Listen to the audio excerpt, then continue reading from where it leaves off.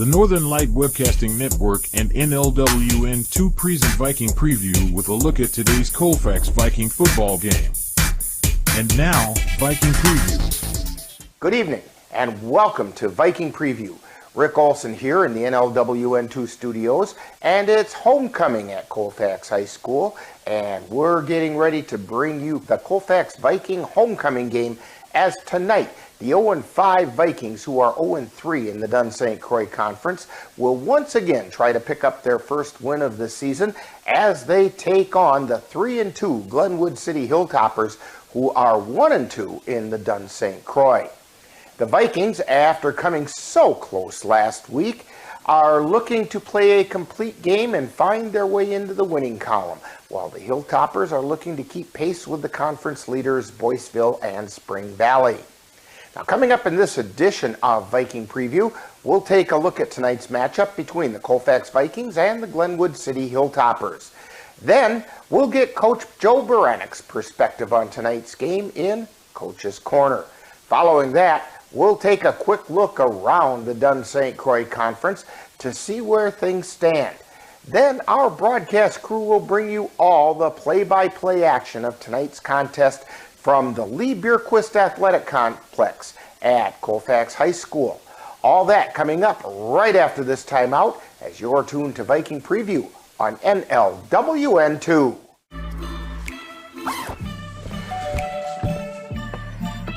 Yo, camping buddy. Okay, you guys ready? Dude, I thought you were driving. I thought you were driving. Oh, I never said I was driving. I definitely can't drive.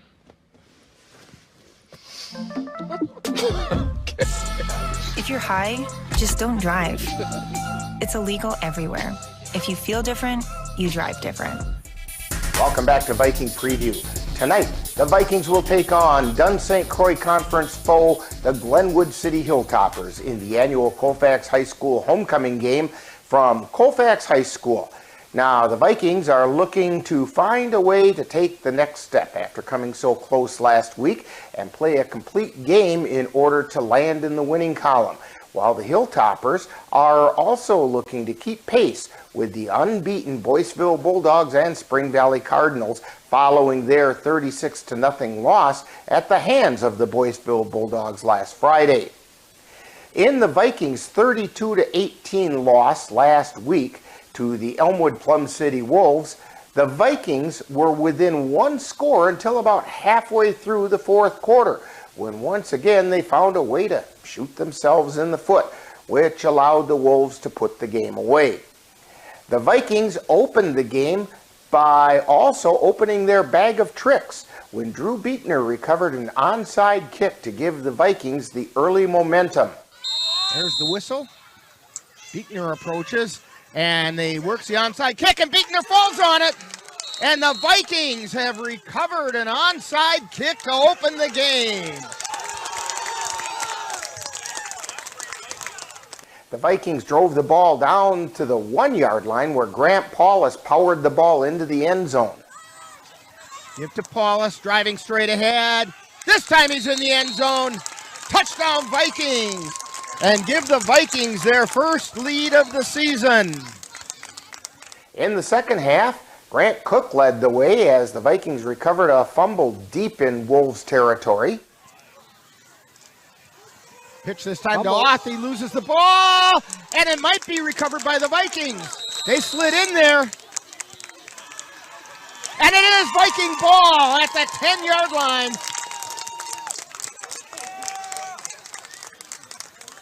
One of the first ones on the spot was Grant Cook. I'm not sure who came away with the ball, but Cook got his body in there and shielded it from some of the Wolves that were trying to get there. On the next play, Theo Hovde took the ball off the left side to regain a 12-8 lead. Beekner goes in motion. Give to Hovde, going off the left side, into the end zone. Touchdown Vikings! Then in the fourth quarter, while trailing 24-12, the Vikings got back into the game on an 8-yard touchdown pass from Austin Peterson to Theo Hovde. Toss towards the end zone. Hovde has it in the end zone. Touchdown. 8-yard touchdown pass to Hovde. The Vikings were looking for a tying score when Theo Hovde recovered a muffed kickoff around the Wolves' 32-yard line. Vikings getting ready to kick off. We've been talking up here about whether they'll try the onside kick again, but the Wolves are ready for it. They've got the hands team out there. And it's a kickoff towards the sideline. And it's fumbled, and I think the Vikings came up with it. Theo Hovde dove on the fumble ball. It was a muff kick by Saganini, and the Vikings have the ball. Yeah, I think he thought he had it. And just the second effort by Hovde. He took his eye off it. I think he heard footsteps. Took his eye off the ball. It went right through his hands. And the Vikings come up with it at the 32-yard line. That's when the shooting themselves in the foot came into play, as the ball went over to the Wolves following a Viking punt on 4th and 30. The Wolves drove and added a final touchdown, making the final score Elmwood Plum City 32 and Colfax 18. The Vikings were led on the ground by Hovde, who picked up 73 yards on 9 carries and a touchdown. Through the air, Peterson went 5 for 12 for 87 yards and a touchdown with 2 interceptions. The leading receiver was Orion Nichols with 4 catches for 78 yards. Defensively, leading tackler for the Vikings was Hovde with 9, followed by Paulus and Nichols with 7 each. Hovde and Beekner recovered Viking kickoffs to set the Vikings with some prime scoring opportunities. Now, last week, the Hilltoppers were defeated by the Boyceville Bulldogs 36-0. In that game, the Hilltoppers were led on the ground by junior wideout Brady Thompson, who carried the ball 3 times for 60 yards. He was followed by senior running back Mitch McGee, who went 51 yards on 12 carries. Through the air, the Hilltoppers were led by junior quarterback Brody Olson, who went 5 for 13 for 37 yards. His leading receiver was McGee with 2 catches for 14 yards. Defensively, the Hilltoppers were also led by junior Jacob Hager with 10 tackles. He was followed by McGee with 8 tackles. On the season, Hager leads the Hilltoppers defensively with 33 tackles and is followed by McGee with 29. On the ground, Glenwood City is being led by McGee with 399 yards on 62 carries for an average of just around 6.5 yards per carry. Olson is 54 for 102 through the air for 627 yards and 8 touchdowns with 4 interceptions for a quarterback rating of 81.6.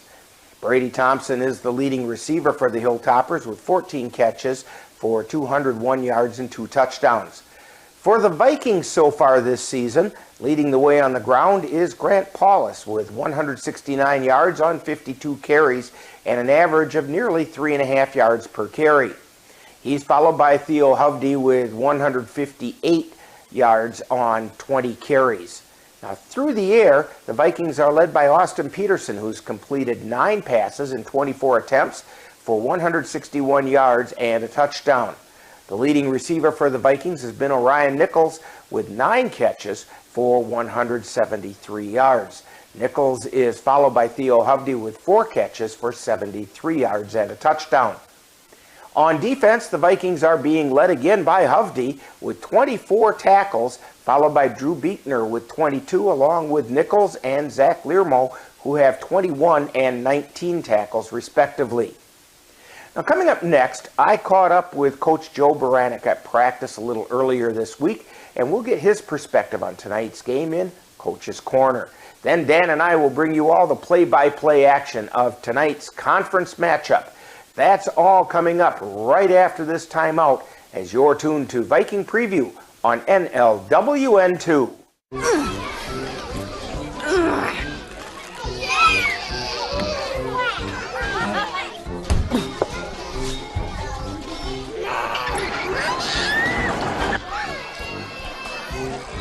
If you love them enough to crawl into a play place to get them to come down,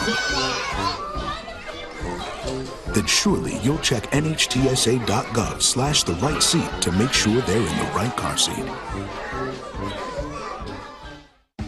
Time now for Coach's Corner, with a look at today's Viking football game from the coach's point of view. Now, Coach's Corner.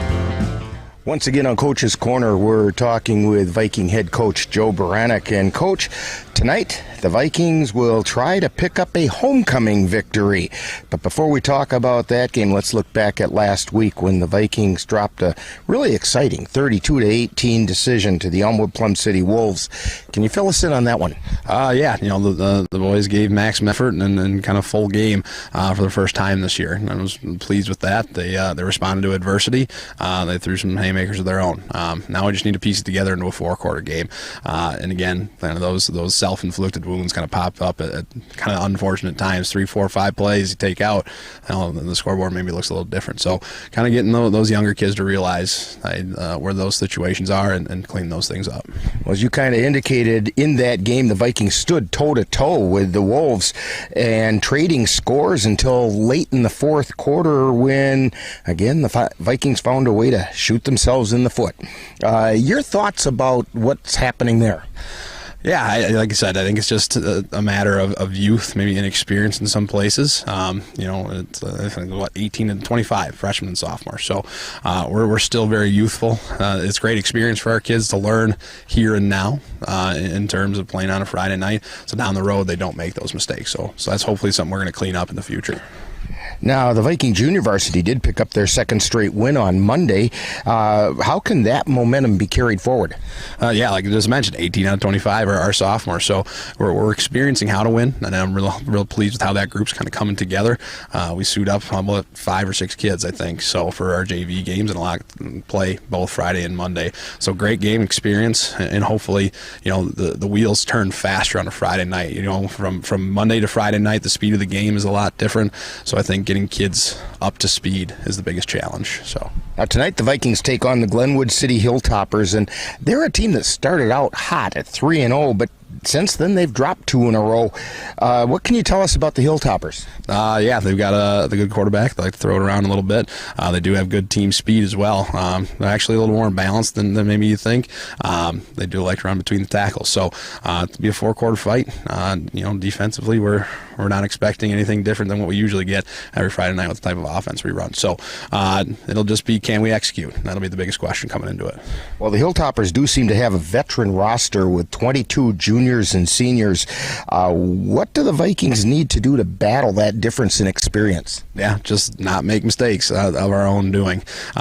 Make them beat us would be the biggest thing. And that's something that we haven't necessarily done yet this year, is make another team beat us completely. And that's something that I'd like to see coming into this Friday, is really talking about ball security, smart between the whistles, and again, kind of answering to adversity. So. Well, thank you, Coach Baranek, for joining us today on Coach's Corner. Good luck in tonight's game, and maybe pick up that homecoming win. We sure hope so, Rick. Thank you. You have been tuned to Coach's Corner with a look at today's Colfax Viking game from the coach's point of view. Stay tuned. More Viking preview is coming right up.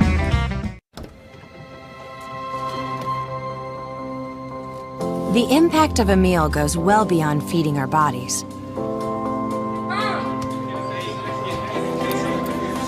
Because when people are fed, futures are nourished. Everyone deserves to live a full life. And with your help, together we can end hunger. Join the movement at feedingamerica.org/act now. Welcome back to Viking Preview. Tonight we have the Vikings taking on the Glenwood City Hilltoppers in the annual Colfax High School homecoming game. The Vikings are still looking to pick up their first win of the season in the Dunn St. Croix Conference. Now, taking a quick look around the Dunn St. Croix Conference, last week, in addition to the Vikings dropping a 32-18 loss to the Elmwood Plum City Wolves, the Boyceville Bulldogs defeated the Glenwood City Hilltoppers 36-0, and the Turtle Lake Lakers were defeated by the Spring Valley Cardinals 42-20.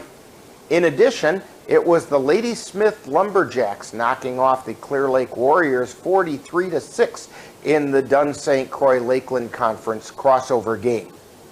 Now that leaves the Dunn St. Croix Conference standings as follows. In a two-way tie for first place are the Boyceville Bulldogs and the Spring Valley Cardinals, each with 3-0 records. Tied for third place with 1-2 records are the Elmwood Plum City Wolves, the Glenwood City Hilltoppers, and the Turtle Lake Lakers. All are 3 games out of the lead. In a tie for sixth place at 0-3 and 3 games back are the Clear Lake Warriors and the Colfax Vikings. Now tonight, the Dunn St. Croix Conference continues conference play. In addition to the Vikings homecoming game against the Glenwood City Hilltoppers, the Boyceville Bulldogs will host the Clear Lake Warriors, and the Elmwood Plum City Wolves will travel to Turtle Lake to take on the Turtle Lake Lakers. In this week's crossover game, the Spring Valley Cardinals will travel to Cadott to face the Cadott Hornets. Tonight, the Vikings need to step up and play a full 48 minutes and stop shooting themselves in the foot. On Monday, the Vikings junior varsity came away with their second win in a row, 34-12 over the Elmwood Plum City Wolves JV. Now, much of the varsity roster is made up of the same players, and we'll see if they can carry that momentum forward to secure a homecoming victory. This all adds up to some exciting high school football action right here on NLWN 2. In just a few moments, we'll send it out to our broadcast crew at the Lee Bierquist Athletic Complex at Colfax High School, and we'll have all the play-by-play action for you coming up next. Now, you've been tuned to Viking Preview on NLWN 2. For decades, I've taught you everything I know. How to safely build a fire, and how to control the flames. But I can only teach wildfire prevention. Only you can prevent wildfires.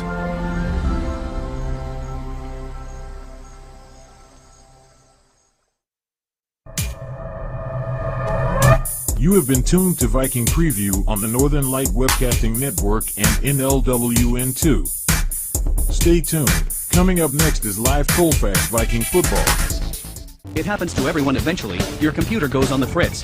Fear not, Sladen's Technology Services can help. When your computer decides to not cooperate, it can be very frustrating. Let Sladen's Technology Services keep you from wanting to drive your computer right off a cliff. Sladen's Technology Services supports business of all sizes. They offer assistance with managed anti-malware, encrypted email, fast tech support, data backup, and recovery, and more. Call Sladen's Technology Services at 715-864-2833 and get the IT help you desire. Sladen's Technology Services is the official IT service for the Northern Light Webcasting Network. The Northern Light Webcasting Network and NLWN2 along with Colfax High School now bring you Colfax Viking football. Follow the Vikings all season long as they battle their way through the Dunn St. Croix Conference. Now it's out to the stadium for Colfax Viking football.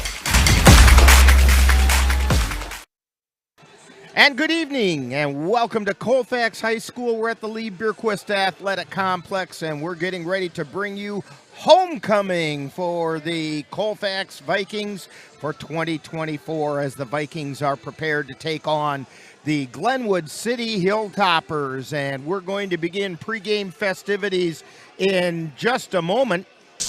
And the teams are on their respective goal lines. We have a color guard in the end zone, and we're just about ready to get the pregame festivities underway with starting lineups, national anthem, and so on. Dan, this could be a fun night tonight. Yeah, you know, it's nice out. The ball's going to fly. There's not going to be any issues. You know, I think both teams are going to be able to put up lots of points tonight. And with a little luck, maybe the Vikings will put up a few more. Yeah. And the color guard is now approaching the middle of the field.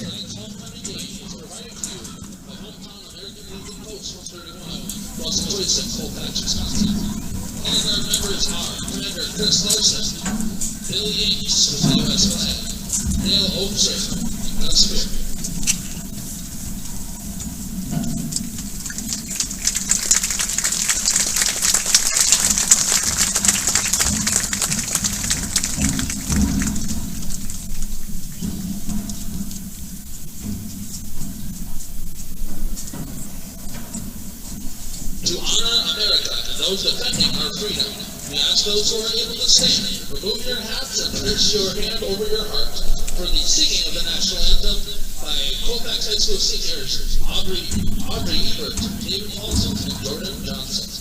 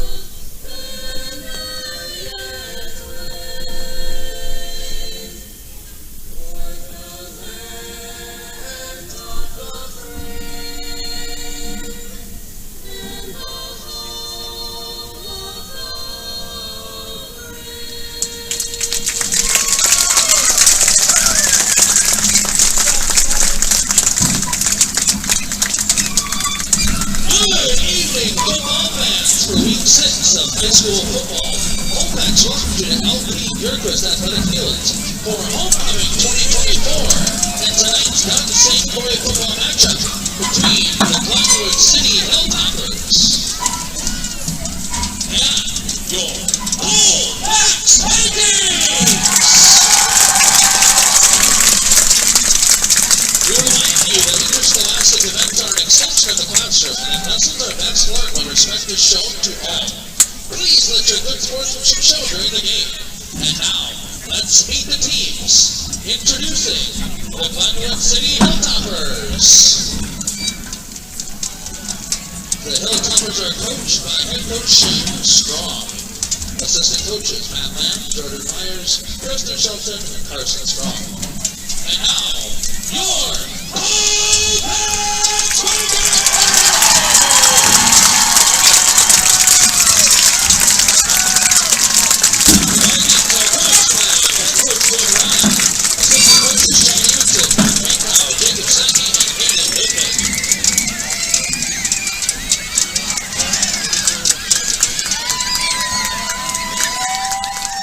And so both teams were introduced as a team, and the Vikings and their many young followers out on the field with them. That's always kind of fun to see. Officials for tonight's game. The referee is Pat Hammond. Phil Fieber is the umpire. Ryan Nelson, the head linesman. Casey Eckert is the line judge. And Nick White is the back judge. We've seen this crew quite a bit through the summer with Phoenix football and... Yeah, and I had to behave, you know. We kind of have both of them for coaches in high school, so... Geez, now I'm dating myself. Boy, oh boy. Well, as usual, neither Dan nor I saw the outcome of the coin toss, but whatever it was, the Vikings will be kicking off. All right, Dan, what do you think? Are they going to do the same thing as last week with the onside kick? You know, I would. I mean, it worked pretty well. Well, Beekner is pacing off the steps. Back deep to receive for the Hilltoppers. One of them is Brady Thompson, and I can't see the other one. I think it might be Mitch McGee. And he kicks it away. It's taken at about the 35, out to the 40, and tackled and dropped at about the 41-yard line. And that was Andrew Blazer on the return. So we're underway. Hilltoppers have the ball, 1st and 10 at their own 41.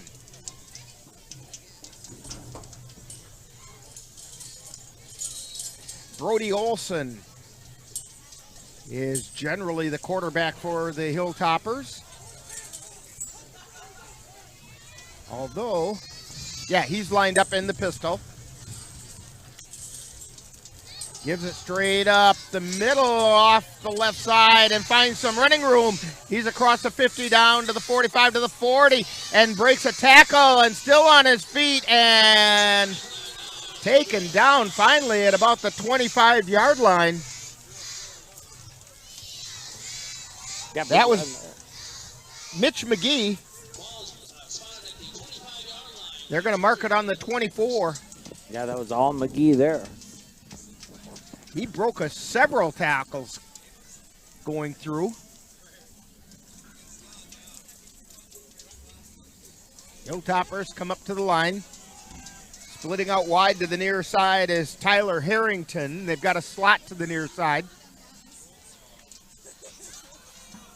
This time, Olson keeps it himself, goes around the right side, heading toward the pylon, and he's in the end zone.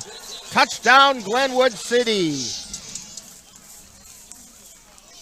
You know, that was going to be my keys for the Colfax tonight was seal off the edges. Well, they didn't that time. Yeah, and the first play they didn't either.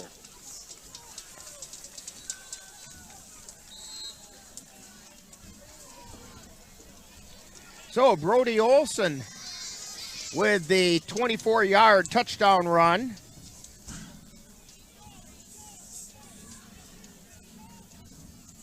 With 11:13 remaining in the first quarter.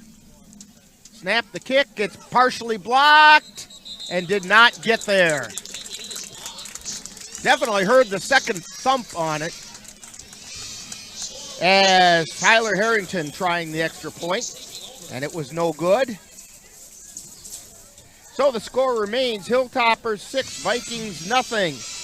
And you're tuned to Viking football on NLWN2. Looking for a team approach to managing your finances? With over 70 years of experience and 12 locations, Dairy State Bank has built a reputation for helpful customer service and support. While our service ethic is old-fashioned, our products and services are not. We offer a full range of loan programs as well as online banking, mobile deposit, and transaction alerts to fit your busy lifestyle. Dairy State Bank, banking on relationships, member FDIC, and equal housing lender.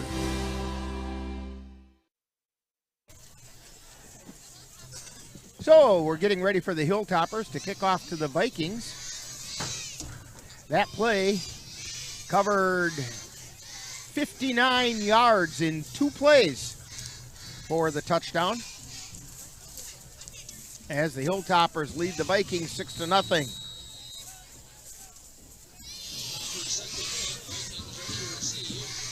And the kick is going to come down. Taken by Beekner, but he hands it off coming around this side, and Hovde runs it out of bounds at about the 26-yard line. So the Vikings have it 1st and 10 at their own 26. Yeah, the offense has to make sure they don't turn the ball over this game. Yeah, they've been losing that turnover battle the last couple weeks. That's part of the way they've been shooting themselves in the foot. They're at the line of scrimmage. Peterson in the pistol. Beekner goes in motion, gives straight up the middle to Paulus, and he might have gotten back to the line of scrimmage. Tackled by 58, Jackson Loggy.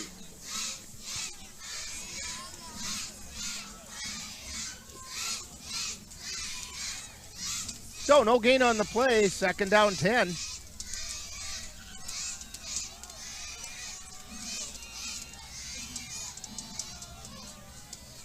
Austin Johnson split to the near side. Beekner goes in motion. Peterson keeps it, pitches it to Hovde, and Hovde gets across the 30, and they're going to mark it at the 30-yard line. So it's going to be a gain of 4 Brings up 3rd down and 6 for the Vikings.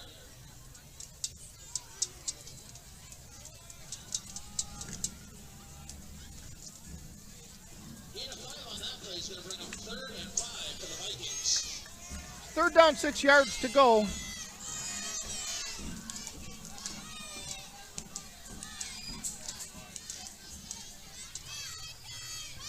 Peterson drops back, fires downfield, and it's almost intercepted. Broken up that time by Brock Wood for the Hilltoppers. Brings up a 4th down and 6. Yeah, it's not going to go in any highlight reels, but number 1 for Colfax, Austin Peterson, took on a linebacker, and that gave him time to throw.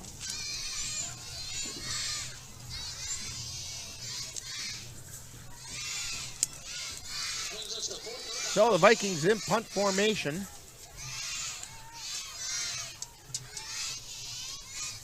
Coates gets it, gets the kick away, and it's grabbed at about the 45 and run out of bounds at the Viking 46-yard line.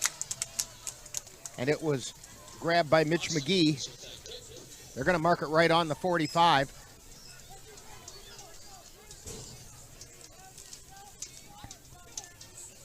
"25-yard punt, 10-yard return." Number 12, Cole Partsick. He's the one that pushed him out of bounds. So the Hilltoppers come up to the line. Brody Reba split out to the left side. Pitch going left. This is McGee. He's across the 40 and makes his way down across the 30. Down to the 25-yard line. Mitch McGee on the carry.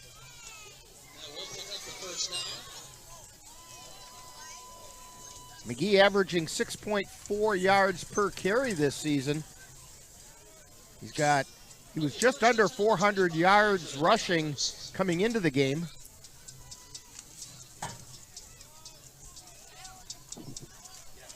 All right, Hilltoppers at the line.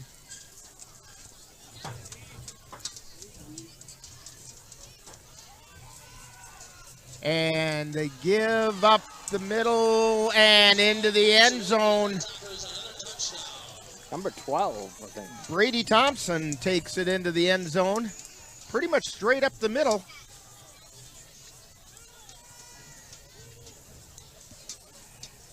And that makes the score 12-0 Hilltoppers.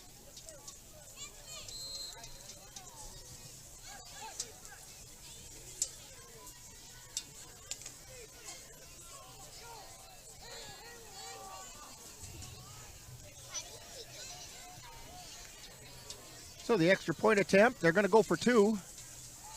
And they give to McGee. Wiggles his way through and makes the conversion. So that makes it 14-0 Hilltoppers with 8:57 to go in the first quarter. And you're tuned to Viking football on NLWN 2.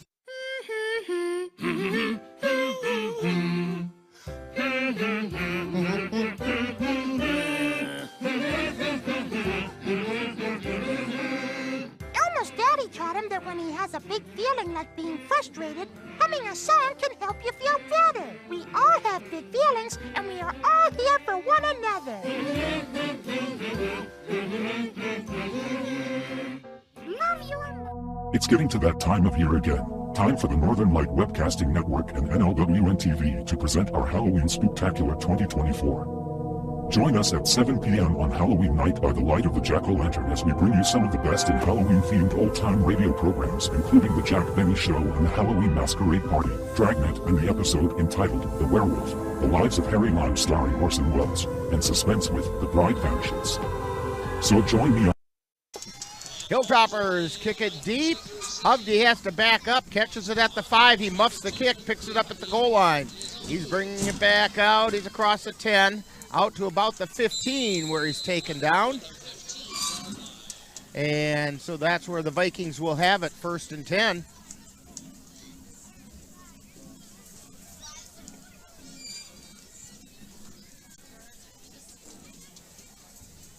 Well, Dan, the Vikings last week showed a little bit of potential with their air attack. I'm thinking maybe they're going to have to mix it up a little and do that on something other than third down. Yeah, I think on that first series they just tested the edges. And I think the playbook will open up now. And we have confusion, and the Vikings call timeout. There was confusion as to who was supposed to line up where in the backfield, and with that timeout, we'll take one as well on NLWN 2. Mom's Restaurant and Pub in Colfax has just what you need when you have that craving for a home-cooked meal the way Mom used to make it. Mom's is open from 7 a.m. to 3 p.m. daily and until 9 on Fridays with a complete breakfast menu. Lunch includes sandwiches, salads, wraps, and burgers, along with Mom's comfort food favorites, and don't forget dinner on Fridays with Mom's famous fish fry. The coffee always hot, the breakfast always delicious, and lunch puts a smile on your face. 225 Bremer Avenue, Colfax. Call 715-962-4617. That's Mom's Restaurant and Pub in Colfax. So the Vikings have it, 1st and 10 on the 15-yard line.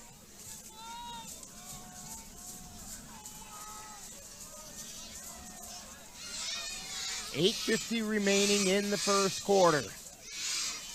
Trailing 14-0. Peterson waiting for the snap. Low snap, hands it to Beekner, who gets met in the backfield and taken down at about the 6-yard line. It's going to be a loss of 9. The snap was low, which threw the timing off.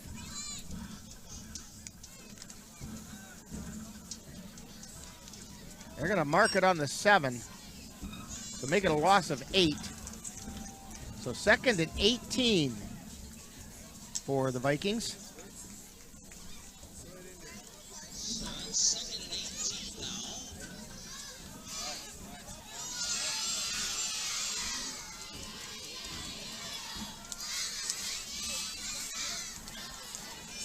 Peterson tosses it out to the right side to Hovde. He makes one man miss, but then finally gets taken down out about the 15-yard line. Back to the original line of scrimmage. It's going to bring up 3rd and 10. But that again showed some of the passing attack, those quick hitters to the outside. Yeah, you can kind of get away with that a little bit with Theo Hovde because he's pretty quick. It almost becomes part of your rushing attack. Right. Hunter Roberts, who missed last week's game due to injury, is back in, and he split out wide to the left side. Low snap. Peterson throws it, and it's incomplete. It was intended for Orion Nichols, and it brings up 4th down. Yeah, big blitz there, blitz by the Hilltoppers. Peterson having a hard time stepping into the ball to throw it. In fact, I think he might have hit the Hilltopper. Comes off looking at his hand kind of funny.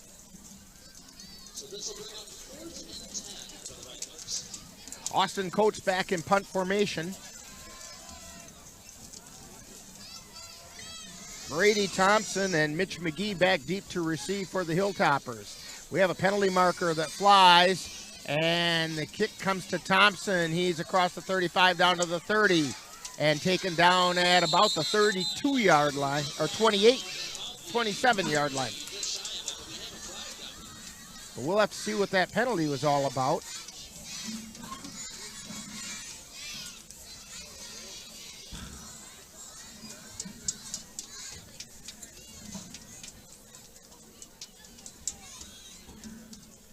And we've got a illegal procedure called against the Vikings, and that penalty's declined. So the Hilltoppers have it 1st and 10 at the Viking 27-yard line.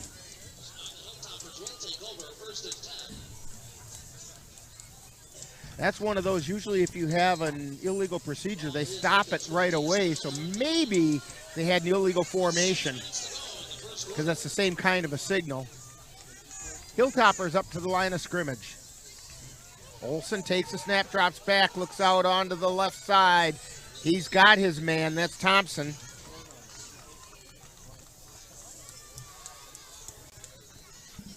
Gets wrestled out of bounds at about the 20. Make it a gain of 8.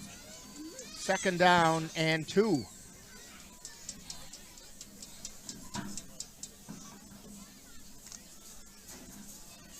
Nose of the football just inside the 20. Olsen waiting for the snap. Gives to McGee. No, he keeps it himself. Goes to the right side and taken down across the 15, down to about the 18-yard line. He's close to the first down, and they're saying move the sticks.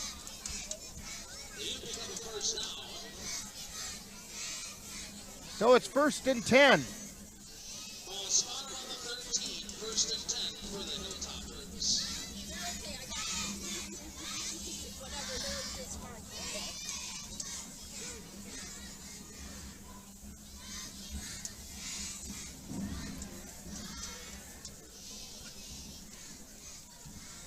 Hilltoppers come up to the line.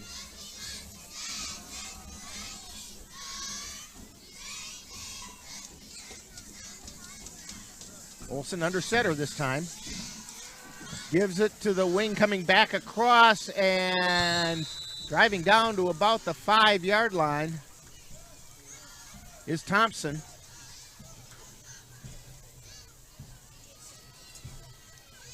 He's very close to a first down. They're going to mark him about a yard short. 2nd and 1.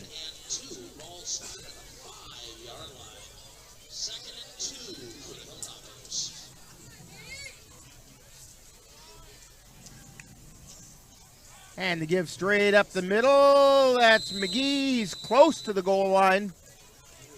They're going to say he's about a yard shy. But it's 1st and goal.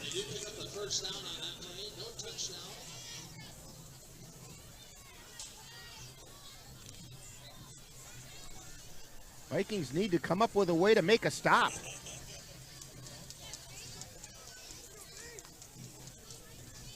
Hilltoppers a much more veteran team than the Vikings. A lot of seniors out there. Although Olsen's only a junior, Thompson's a junior. McGee is a senior, however. Drop snap, Olsen keeps it himself, and he got into the end zone. So Olsen takes it for the 1-yard run. That's his 2nd touchdown of the day. 2nd touchdown of the quarter. And that makes the score Hilltoppers 20, Vikings nothing.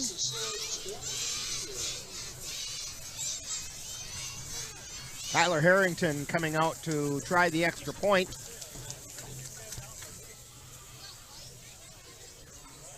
Left-footed kicker. Snap, the place, the kick gets up.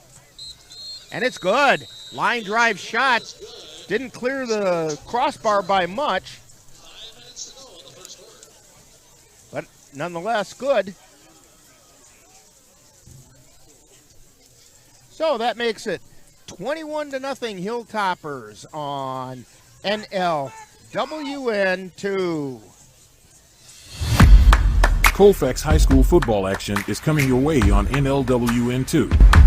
Coming up on Friday, October 4th, the Colfax Vikings will travel to Clear Lake, Wisconsin to take on the Clear Lake Warriors. Coverage begins at 6:40 p.m. with Viking preview. That's live Colfax Viking football on Friday, October 4th on NLWN 2.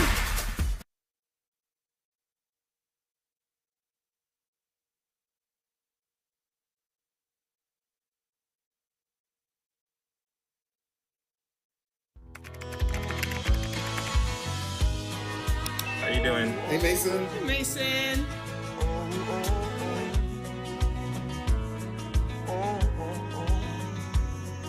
Thank you.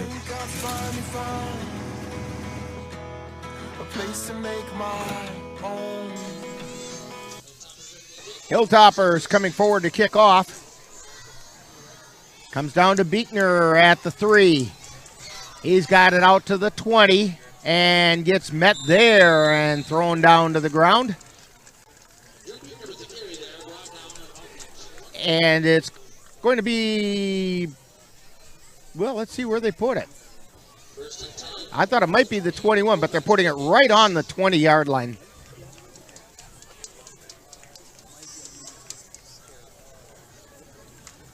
So 4:52 to go in the first quarter. Vikings have dug quite a hole for themselves. They come up to the line. Nichols split out wide to the right. Beekner goes in motion. Give to Hovde, and he lost a yard on the play.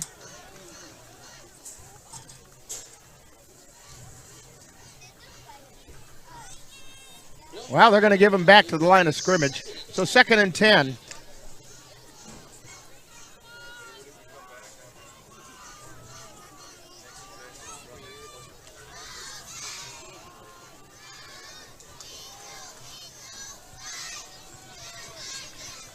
Johnson to the left, Nichols to the right.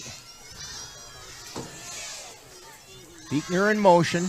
Pitch to Beekner going around the right side. He's back to the line of scrimmage, and that's all he's going to get. Hilltoppers doing what the Vikings haven't been able to do, and that's shut down the outside. Yeah, Hilltoppers, you know, it's good to spread it out for Colfax, but Hilltoppers kind of got it figured out. I think they're going to have to do a couple passes here to open it up. And since they're reading these plays, this is where the play action could come in very handy. Right. They've got a slot over on the right side this time. That's Hovde out there in the slot. Low snap. Peterson drops back, throws it downfield. Hovde, and it's intercepted and dropped.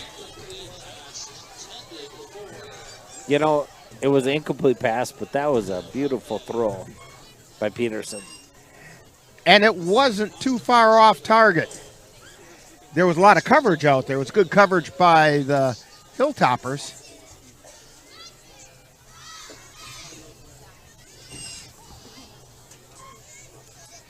So again, Austin Coates in punt formation. That's a third 3 and out for the Vikings.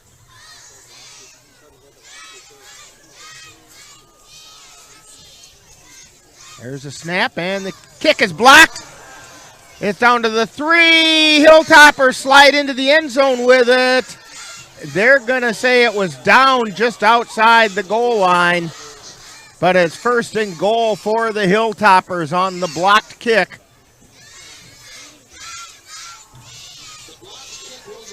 Boy, the Vikings have found a lot of ways to have things go against them in this game.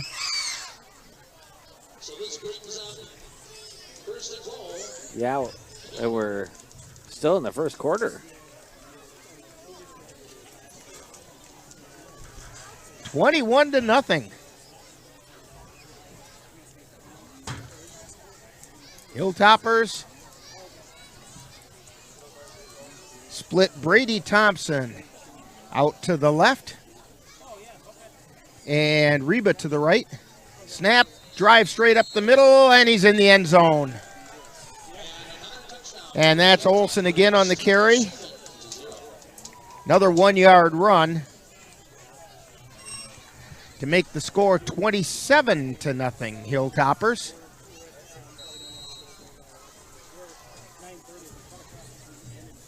And again, coming out is Tyler Harrington to try the extra point.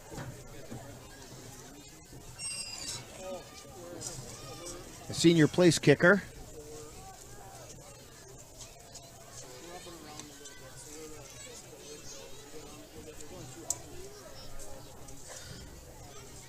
.309 left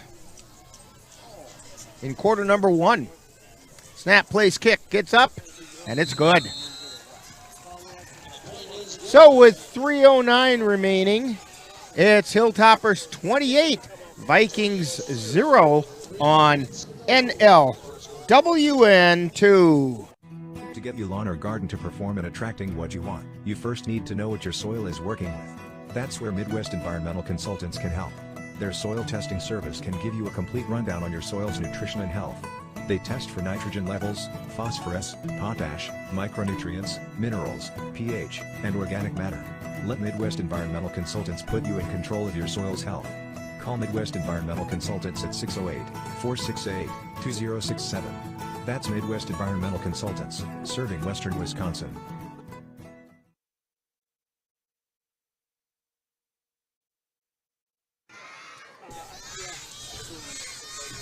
And we're back here at the Lee Bierquist Athletic Complex as the Hilltoppers getting ready to kick off to the Vikings. We're still in the first quarter, and the Vikings have an even deeper hole to dig their way out of. And here's the kick. It's coming down to Beekner at the 10. He hands it to Hovde. Hovde coming around. He's got a hole. He's got one man to beat. He cuts to the outside. He's down across the 35 to the 30 to the 20. Knocked out of bounds at the 15-yard line. Theo Hovde on the kickoff return all the way down to the 15-yard line. Vikings caught the ball at the 10. Yeah, Theo Hovde is the spark for this team. Been so far all year. That's a 75-yard kickoff return.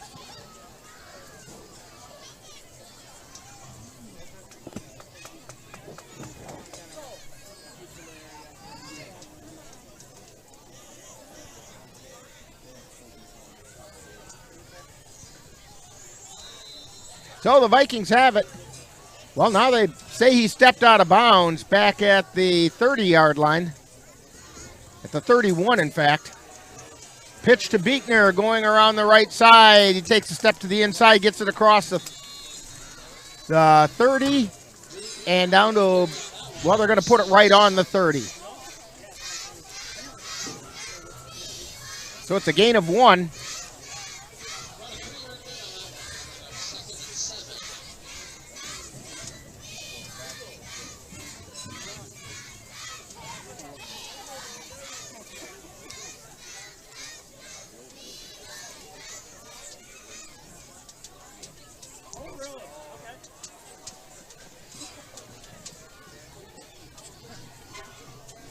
Vikings up to the line.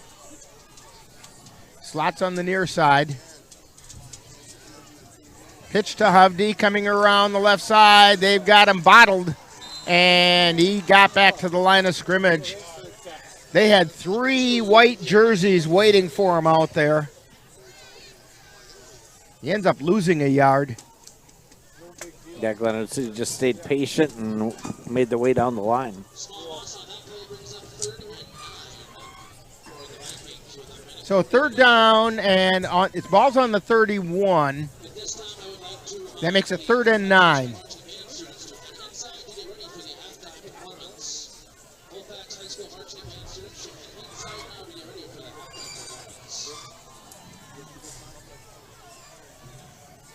Beekner goes in motion. Peterson keeps it rolling to the right. And he gets caught and thrown down in the backfield back at the 35-yard line.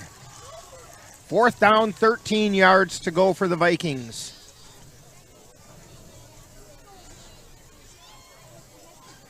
Four down territory now. Especially when you consider the game situation.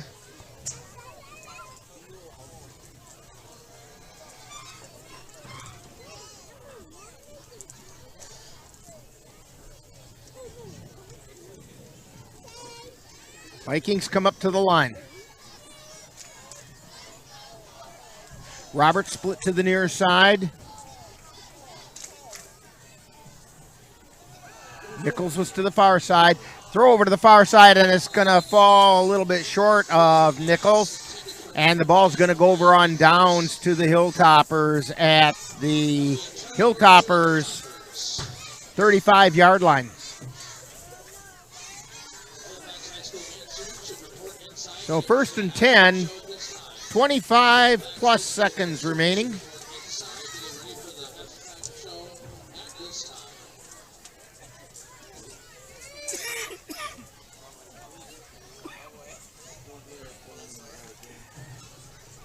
So the Hilltoppers come up to the line. They split Reba out to the near side. Dropping back is Olsen. He's looking for Reba downfield, and he couldn't haul it in. Just a little bit out of his reach. At the Viking 35-yard line. He was covered out there by Coates, but he had a step on Coates. Yeah, 19 seconds remaining. Well thrown ball.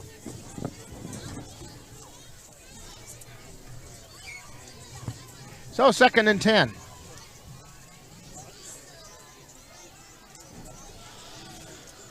Thompson split to the far side, and the ball goes straight up the middle. McGee with it, gets it out across the 45 to the 46, and that's going to be a first down. Make it the 47-yard line. Yeah, that's just hard to run in there right there. That should be the last play of the quarter, and it will be. So we've completed a quarter, and it's been all Hilltoppers. Hilltoppers 28, Vikings 0 on NLWN 2. Menominee Eye and Optical can help you see the world for the beautiful place it is. Doctors Nicholas and Marianne Comro provide comprehensive and emergency eye care for all, including pediatric and special needs patients. Whether it's examination for glasses to cataract or LASIK care, or diagnosis and management of macular degeneration, and so much more. In addition, Menominee Eye and Optical's experienced opticians will help guide you to the highest quality eyewear for the best value. That's Menominee Eye and Optical, 520 Wilson Avenue in Menominee, where they specialize in quality personalized care for you and your family. Hi, I'm Smokey Bear, and I made an assistant to help you out, because only you can prevent wildfires. Hey, Assistant Smokey Bear, call me Papa Bear, because I'm grilling up dinner. Do you get it? Yes, good job. So, what should I do with all these coals? Don't just toss them out. Put them in a metal container because those embers can start a wildfire. I understand. The stakes are high. Ha ha ha ha. See, Smokey thinks I'm funny.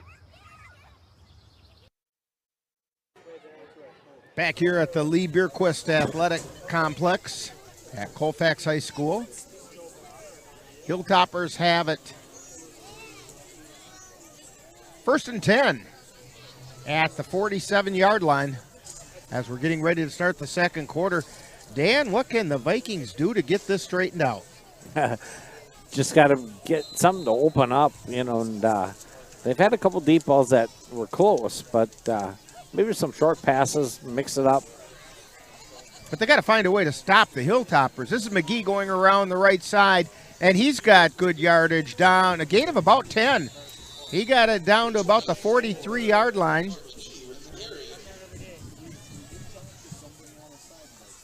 It looks like it's going to be enough for a first down, and it is. So it'll be 1st and 10.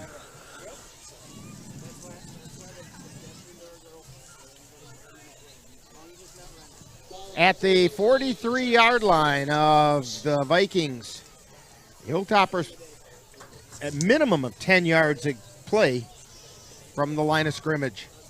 Yeah, maybe the safeties for Colfax could come up a little bit and help out. Quick throw out to the near side, and slipping on the turf is Thompson. He tried to make a circle route back to the inside, and his feet went out from under him. And he had a lot of green grass in front of him had he made that successfully. He picked up 2. It's going to be 2nd and 8.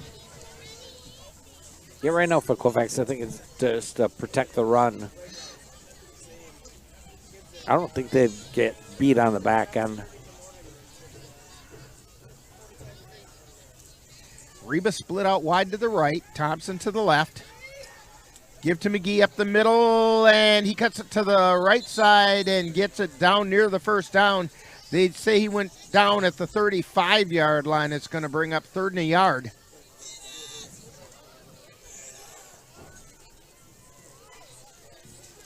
Yeah, that play did gain yardage, but Colfax kept them inside, and they didn't get as much yardage. So 3rd down and a long yard. Olsen in the pistol. Gives it, this time going off the left side, and got taken down at the line of scrimmage. It's going to bring up a 4th down. Grant Cook that was on the McGee tackle. again. Yeah, number 72 for Colfax got the tackle. Grant Cook.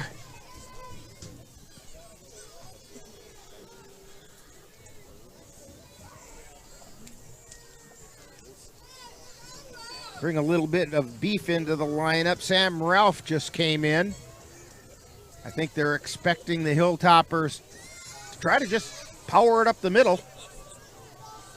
They're at the line of scrimmage. Olsen back in the pistol. Give to McGee. Olsen kept it himself, and he found a gap, and he's going to head to the end zone. Hovde got him at about the 1.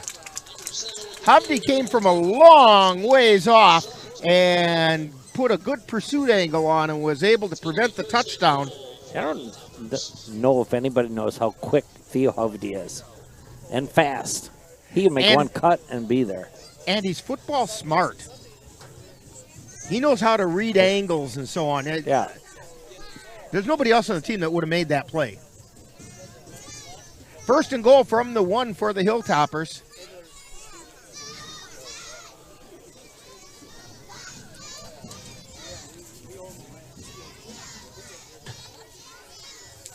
And the give up the middle. This time, McGee got caught in the backfield.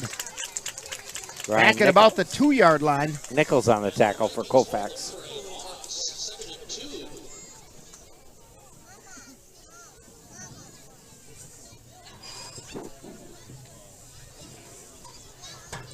So 2nd and goal from the 2.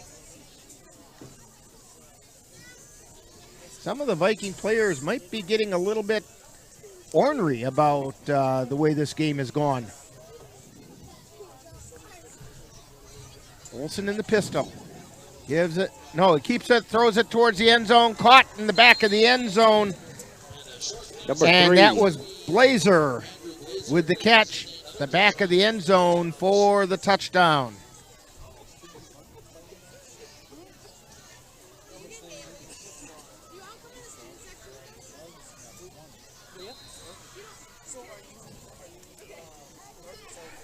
And that makes it 34-0 Hilltoppers on top. Harrington again to try the extra point.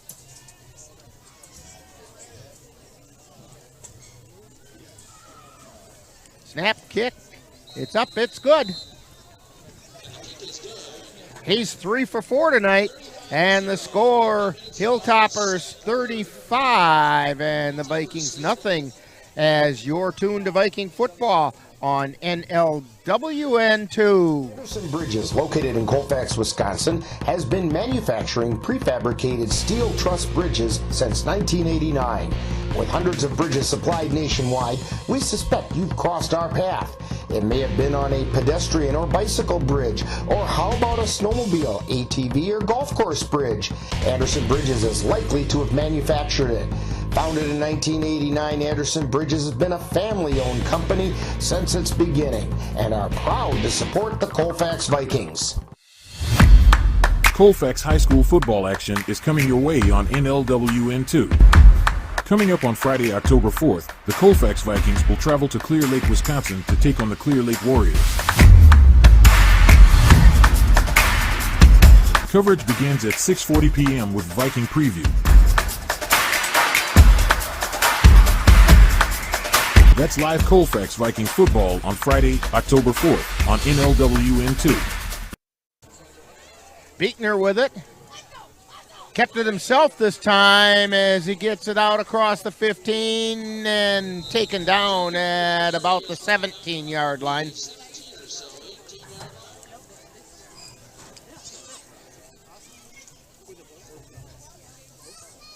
They're going to mark it on the 18.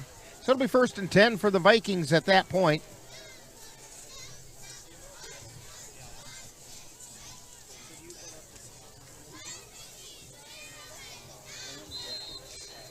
But I think you're right. The Vikings need to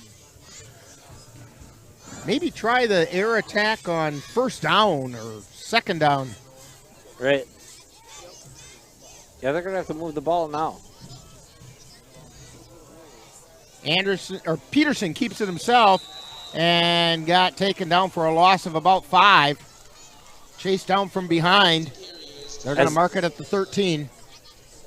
Esden Swenby on the tackle for the Hilltoppers.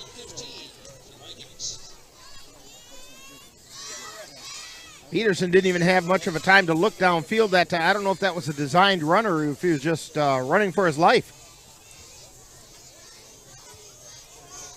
Yeah, they had one receiver out here, and he was well covered. Peterson waiting for the snap. Drops back, throws it out into the flat. Intended for Hovde, but it was incomplete. Closely guarded out there by Jack Main,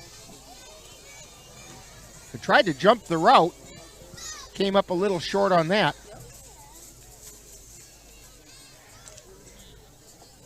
Although it's not a real happy one right now here at Colfax, it is homecoming, and we've got a pretty big halftime for you coming up. Vikings come up to the line, 3rd and 15. Peterson takes a low snap, looking downfield.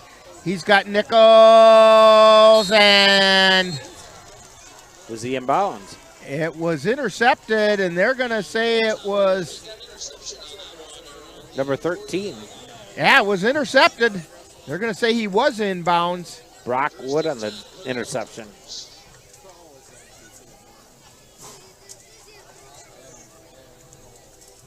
And the Viking head coach Joe Baranek is talking with the official over there. I think he was wondering why there was not a flag for pass interference, because Nichols was screened off by one of the defenders and the other one came in and intercepted the ball. But 1st and 10 for the Hilltoppers at the Viking 40.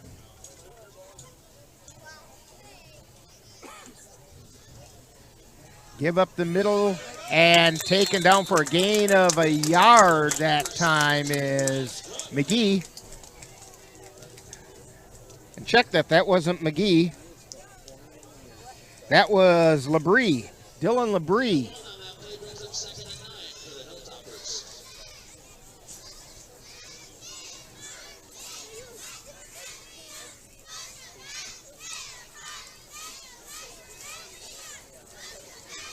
Hilltoppers up to the line.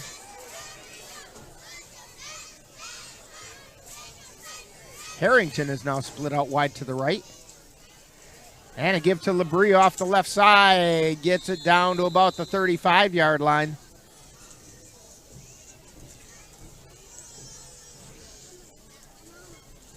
That's going to bring up a 3rd and 6 for the Hilltoppers.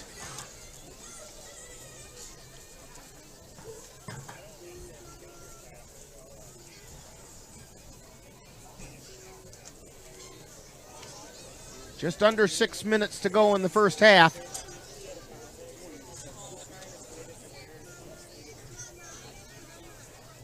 Olsen looking downfield. Now he's under pressure and takes it out of bounds back around the 39-yard line. It's going to bring up 4th and 9 for the Hilltoppers. Good job by the Colfax secondary to cover up the wide receivers. In fact, put it on the 38-yard line, so it's 4th and 8.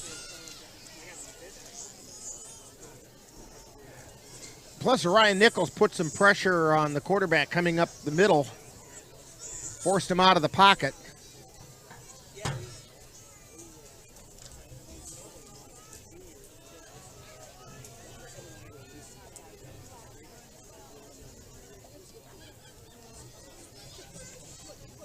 Snap, and he drops back, throws it downfield, and overshoots his target. Quarterback was hit pretty good at the last second there, just as he was releasing the ball, and it's overshot, and the ball goes over on downs. That's the first time that the Hilltoppers had it and didn't score. Yeah. Good pressure by Theo Hovde off the corner. So the Vikings have a 1st and 10 at their own 38.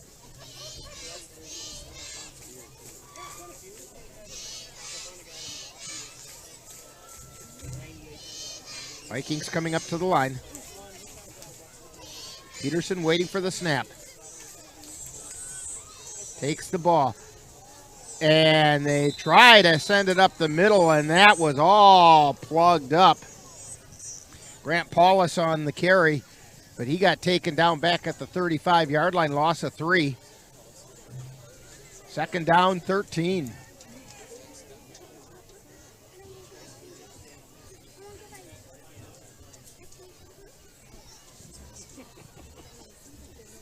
Hilltoppers kind of having their way up front.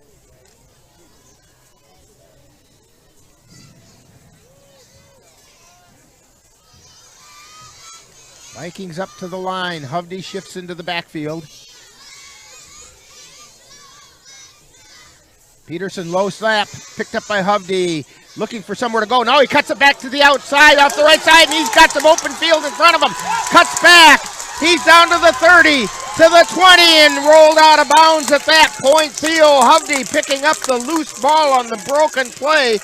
They're going to say he stepped out of bounds at the 22-yard line. I'm telling you, that kid's quick. Doesn't take him long to get down the field.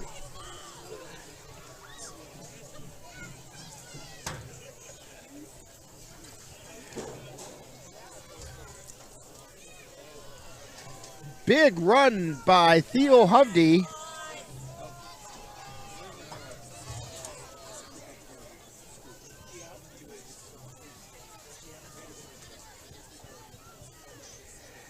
And they give to Hovde going around the left side this time, and the Hilltoppers were there for that one.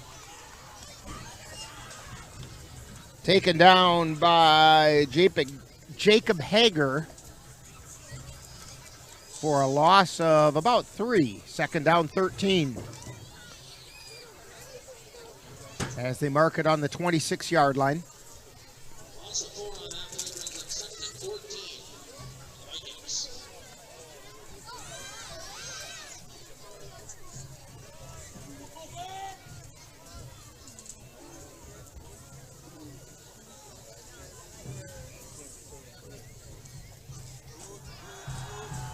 Hit him. Peterson throws it. It's complete. Beekner with the catch. Paulus thought it was for him, put his hand up there, and good thing he missed it because it went right into the arms of Beekner, who got tackled at the 30-yard line. Number 10, Ryan Nichols had a big mismatch at the bottom, and great play, though, by Colfax. So it's going to bring up 3rd down, 7.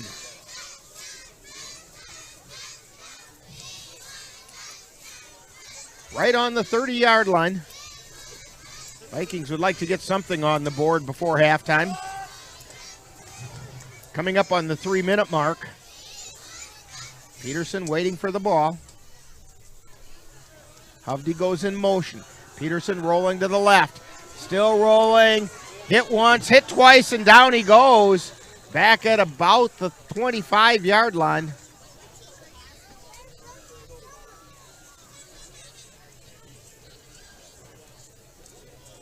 And that's where they're going to put it, right on the 25. So 4th down, 12 yards to go for the Vikings.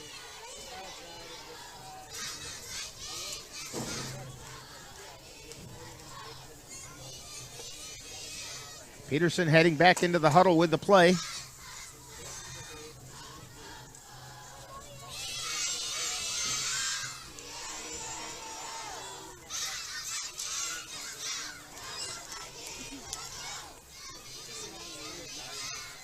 Vikings at the line. Nichols to the near side. Hovde in the slot on the near side.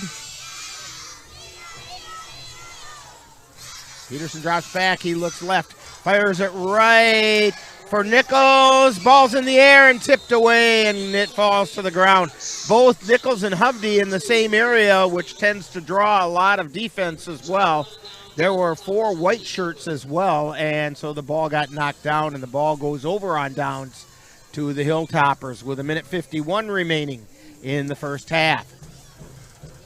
Coming up at halftime, we will have the Colfax High School dance team, and we will have the Colfax High School band, and we will also have our Viking profile. This week it's Grant Cook, who will be our Viking profile guest. That's all coming up at halftime.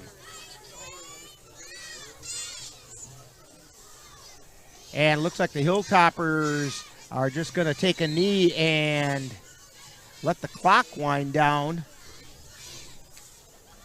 They'll have to do that a couple of times. Not for sure why the clock ain't running.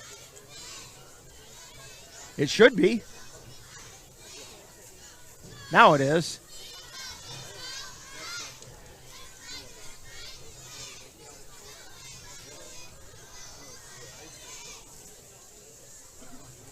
So, about a minute and a half, just over that remaining.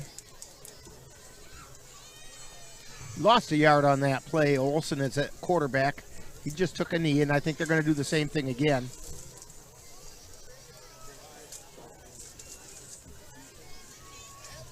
Olson under center, and he knees down.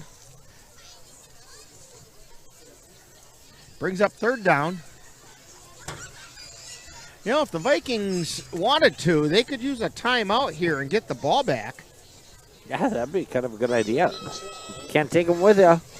Third down 12. This would be a time to call that timeout.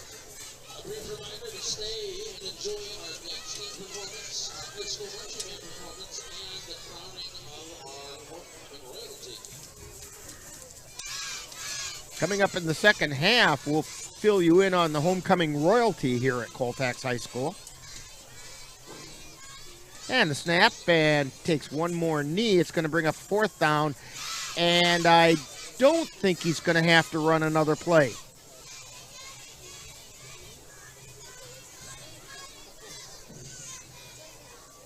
Pat Hammond is explaining to them that they don't have to run a play. Fourth down and 13.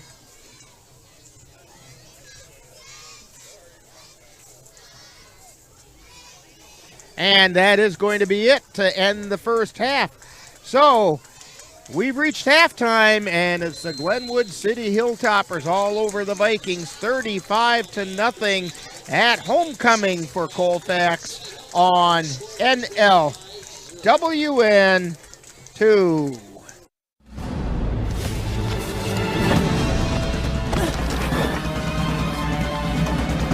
Even the mighty might not see it coming. It's prediabetes, and it captures 1 in 3 adults. But you can escape. Take the 1-minute prediabetes risk test to know where you stand and prevent or delay type 2 diabetes. Be your own hero on smartphones everywhere at doihaveprediabetes.org. Time now for Viking Halftime with this week's Viking profile and other halftime entertainment.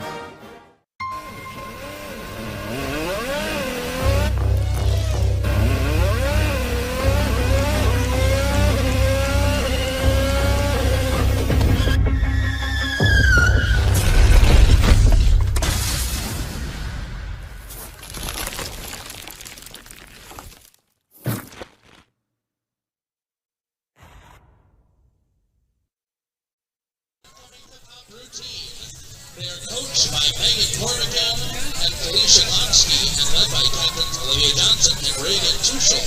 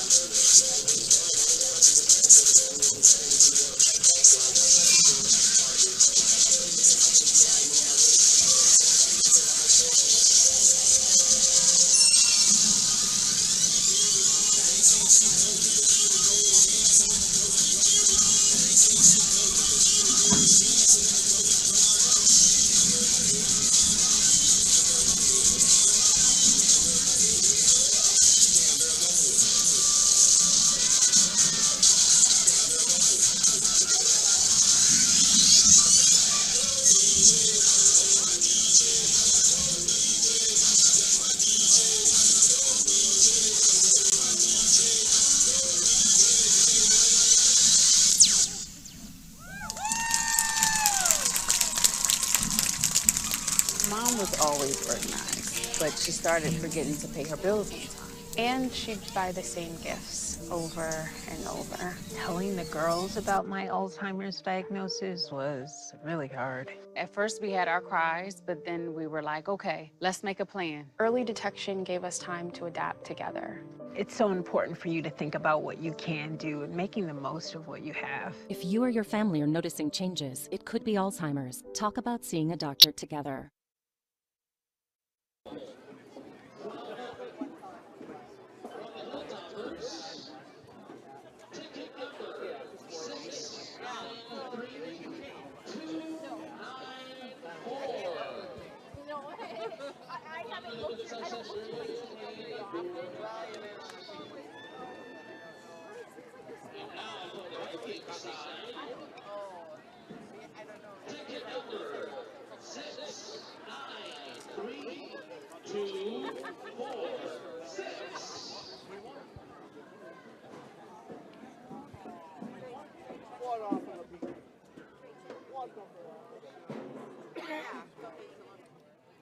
We're waiting for the Colfax High School band to come out. Competition. Drum roll, please. The Sophomores.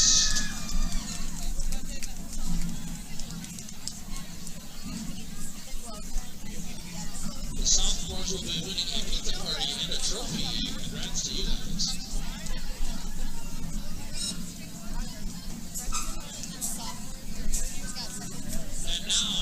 Please welcome to the field, your Colfax High School marching band.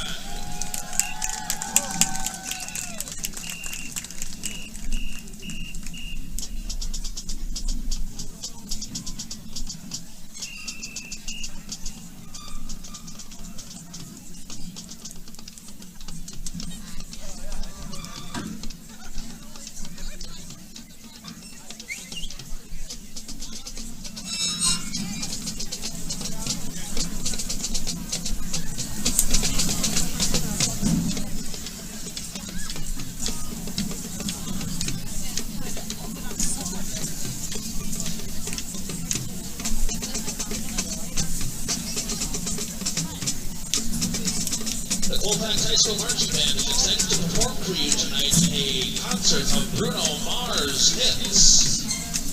Bruno Mars is a Grammy Award-winning artist who has over 4 albums to his name, but has also written songs for many other popular artists such as CeeLo Green, Adele, Flo Rida, and Adam Lambert. He has sold over 130 million records worldwide and has 8 #1 hits. The band is excited to perform for you first, Runaway Baby, off of Bruno Mars' first album, New House of Hooligans, released in 2010. This record has been certified platinum 3 times. The band is under the direction of Mr. Derek Westholm, led by Rosie Sonnentag from the band, and color guard is led by student Jordan Johnson. Please enjoy Runaway Baby.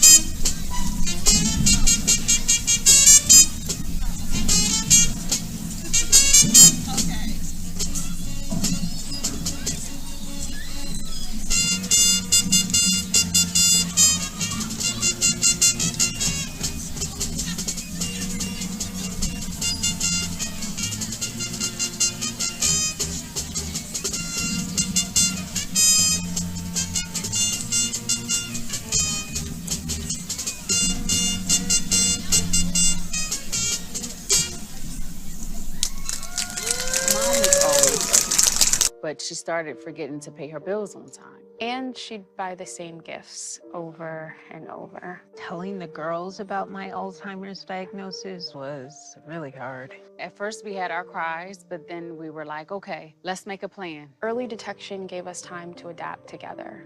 It's so important for you to think about what you can do and making the most of what you have. If you or your family are noticing changes, it could be Alzheimer's. Talk about seeing a doctor together. Time now for Viking Profile, where we get to know one of this season's Colfax Viking players. And now Viking Profile. Today on Viking Profile, we're talking with Grant Cook, who is a sophomore here at Colfax High School. And Grant, we know that you play football, but are there some other activities you're involved with here at school? Yeah, I play basketball and baseball, and I'm involved in FFA. Very good. So when did you start playing football, and what kind of an experience has that been for you? I've been playing since flag football, and it's been the sport I've loved most my entire life. All right. What's the most important thing then that you've learned from playing football? Selflessness, playing for my entire team. Now, this year, the Vikings are a fairly young team, and you're kind of on the younger end of that. What challenges does that present for the Vikings? Just learning on the go. I mean, it's going to be hard for those young guys. They're going to have to learn while they're doing it. I mean, it's something I had to do last year. I mean, I know that struggle. It's hard. Okay. All right. So when you're not playing football, you're not here at school, what are some other things that keep you interested or occupied? Just keep practicing sports. I mean, I take BP for baseball, shoot some hoops for basketball at home, spend time with family, spend time with my girlfriend. That keeps you pretty busy. Yes, it does. All right, the rapid fire questions you know are coming. Pie, ice cream, cake, or cookies? Cookies for sure. Which kind? You gotta go with the raspberry cheesecake from Subway. Oh, those are good. Yes, yeah, they are. Okay. Burgers, brats, or hot dogs? Oh, burgers for sure. What do you want on that burger? Obviously the burger, cheese, ketchup, mustard, pickles, onions. No tomato though. Gotta hold the tomato. Okay. All right. That's almost the California burger kind of thing. Yeah. All right. Favorite NFL team? Packers, 100%. All right. And favorite collegiate team? Badgers. Very good. If you had a superpower, what do you think that might be and why? Super strength, because I'm already getting there. We're getting close. All right. Okay. And of course, if you have super strength as a superpower, of course, you have to have a superhero name to go with that. So what's Grant's superhero name? Groundbreaker. Groundbreaker. All right. Now, if you could have dinner with a football personality from any time during the history of football, who would that be and why? John Madden. He's got to be the most charismatic guy I've ever seen. I just watched clips of him calling football games, and it's like, man, I would love to have a second with that guy. I'm sure he has some stories to tell, too. Oh, I'm 100%. All right. We're talking with Grant Cook today on Viking Profile. And Grant, what are your plans for after high school? Looking to go to college somewhere, hopefully playing college football somewhere. Very good. Now, how about a shout out to the family? Thank you, Mom, Dad, for always getting me the places I got to go. Thank you, Evan, for always coming to my games. That's my brother. Grandma and Grandpa, they're always there. And that's about it. So when people come to Viking games, what number do you wear, and where are we going to find you on the field? I will be wearing number 72. I'll be playing center and defensive end. Very good, and we want to thank Grant Cook for joining us today on Viking Profile. Coming up next, more Viking Halftime. You've been tuned to Viking Profile, where we get to know one of this season's Colfax Viking players. This has been a production of the Northern Light Webcasting Network and NLWN2. Now more Viking Halftime Entertainment. When I arrived in the U.S. at 19, I struggled to find job opportunities without a high school diploma. Everything I have, my education, my career, my marriage, I owe to the Adult Literacy Center and my teachers. Your achievement has set an example for so many students. Most importantly, your daughter. Education was the key that unlocked all my opportunities.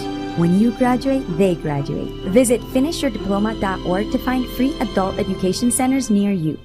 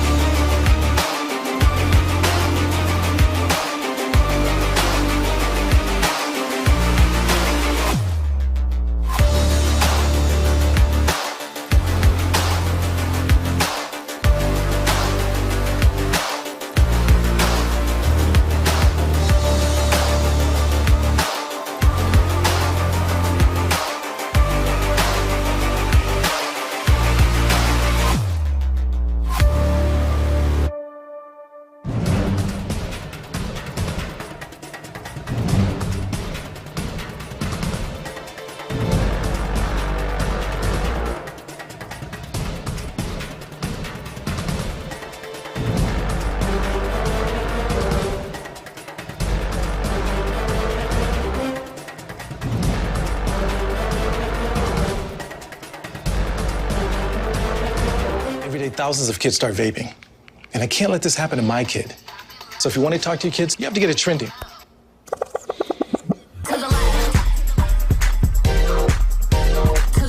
No, you're doing it wrong.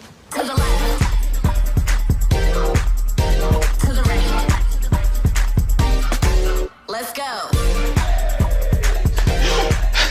Can we talk? Yeah, what's up? Visit talkaboutvaping.org for tips on when and how to have the vape talk.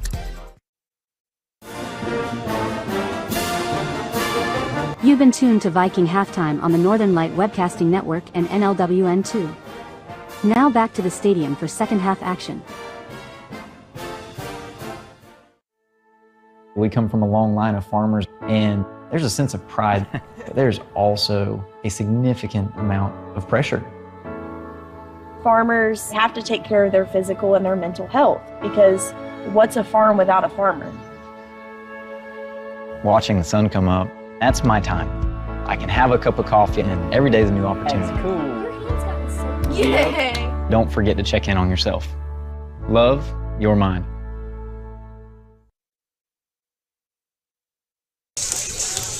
And we're back here at Colfax High School, where the National Guard is shelling us with T-shirts. Yeah.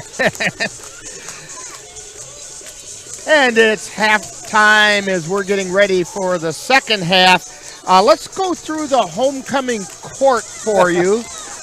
And now the officials, Pat Hammond is down there trying to, Commander Pat Hammond, and they're firing T-shirts all over the place. They've got a T-shirt cannon that quite makes the distance. The homecoming court consisted of Ellen Nelson along with Theo Hovde, Autumn Nigaman along with Jacob Albright, Emma Palowitz with Peyton Schultz, Hannah Peterson with Nathan Basil, and this year's homecoming queen was Olivia Ranowski along with Miratu Imek, who was the homecoming king. Taking a look at the scoring plays from half number one, we have quite a few, but they're all for Glenwood City. With 11:13 to go in the first quarter, Brody Olson took it on a 24-yard run. The extra point was no good, making it 6-0. With 8:57 to go, let's see, Brady Thompson took it on a 25-yard run. McGee took it in for the extra point, 2-point conversion, making it 14-0. Then Olson scored again, this time with 4:59 to go on a 1-yard run. Harrington kicked the extra point, making it 21-0. Then with 3:09 remaining, Olson once again won a 1-yard run.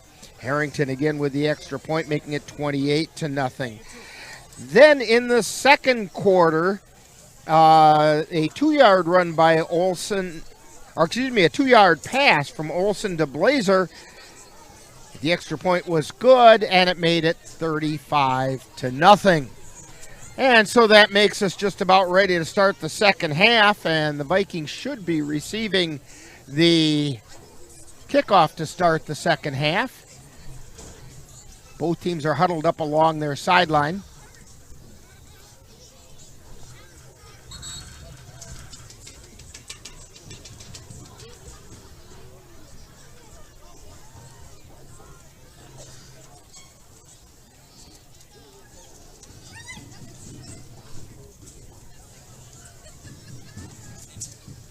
And Hilltoppers are teeing up the ball.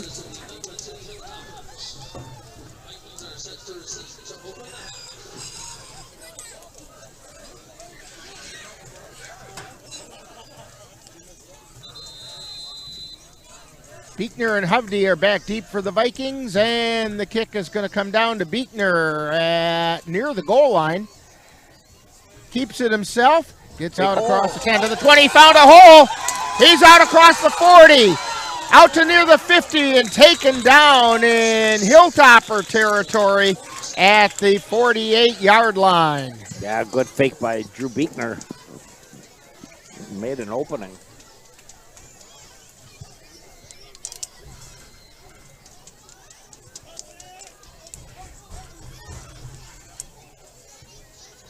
So that would be a 52-yard kickoff return.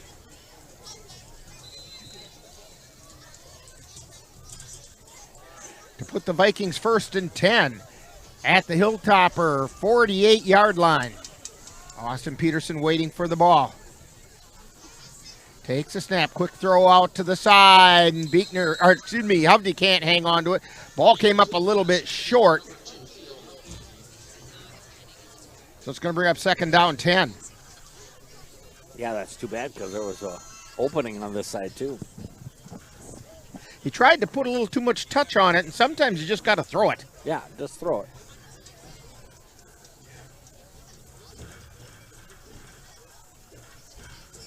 Especially on those short out passes, you've got to fire it out there because if you put too much touch on it, gives the defense time to react. Nickel split to the near side. Hovde and Beekner in slots. Passes time to Hovde. He doubles back and gets hit back at the 50-yard line. Gave up a yard or two. Tried to circle around and find a gap and couldn't. It's going to bring up third down 12.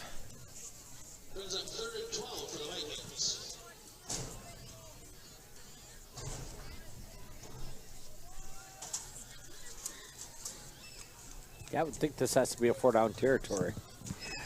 With the score the way it is, it almost has to be. Third and 12 at the 50-yard line. Coates is in the slot on the left side. Hovde slot on the right side. Peterson looking downfield. He fires it over on the left side. And he's got his receiver. It's Beekner. He's down to the 10-5. Touchdown, Vikings. A 50-yard touchdown pass from Peterson to Beekner on the left sideline, and it puts the Vikings on the board.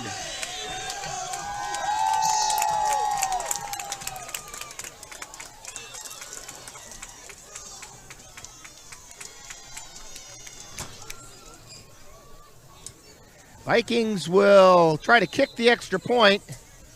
Coates to attempt the kick. Out of the hold of Cole Parzik.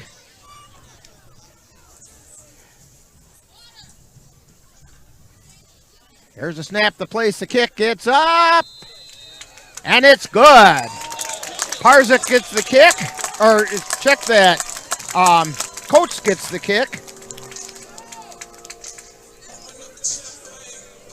So that makes it Hilltoppers 35, Vikings 7, and you're tuned to Viking football on NLWN2. C&K Construction is your source for high-quality concrete and construction work in the Chippewa Valley.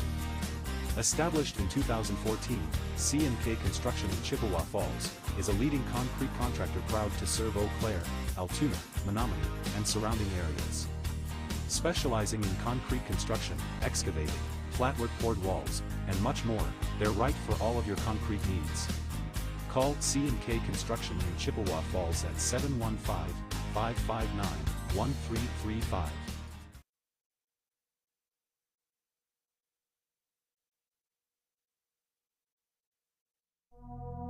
It's getting to that time of year again.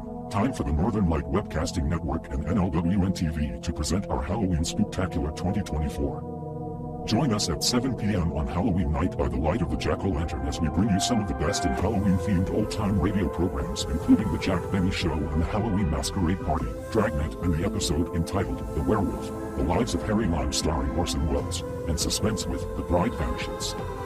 So join me on our Halloween Spooktacular at 7 p.m. Halloween night on NLWN TV. Well, the Vikings put a little bit of fill into the hole they had dug for themselves. And Coates kicks it, and it goes out of bounds at about the 28-yard line. And so penalty flag comes flying in. So the question is, will the Hilltoppers take the ball at the 35 or make the Vikings kick it over again?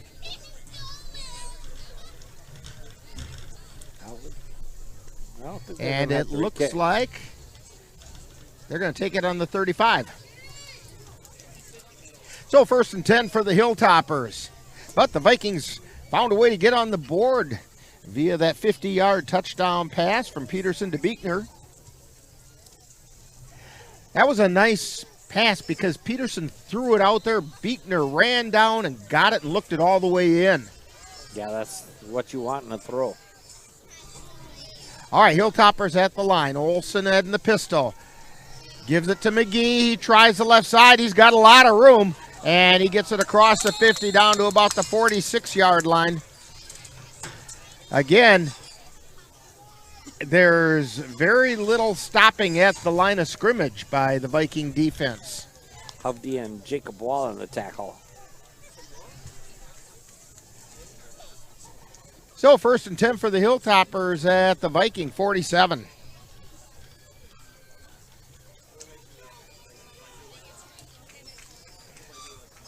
Into the backfield is Dylan Larrabee, or Labrie. Dylan Labrie. And the give to, no, Olsen kept himself taken down for a loss. Hovde coming in from the outside, and there was no stopping him on that one. Loss of about 5. It's going to bring up 2nd and 15.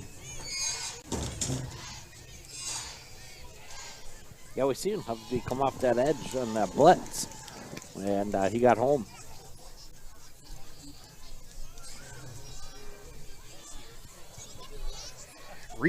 Check that. Thompson split to the near side. Olsen looking that way. Now rolling to his right, looking, and now tucks it and takes it out of bounds somewhere around the 45-yard line. Looks like they're going to put it on about the 42. 3rd down and about 5.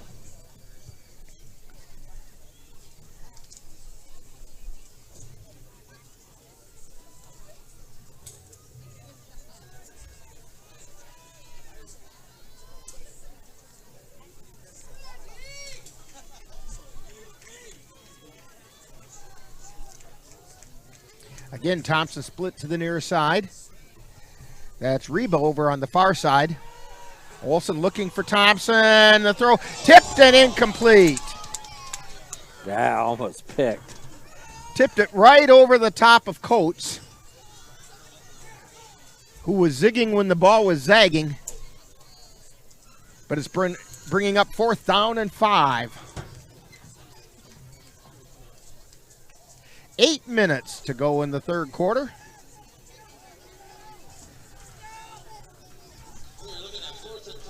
Hilltoppers looks like they're bringing the punt team out. Hovde dropping back deep for the Vikings.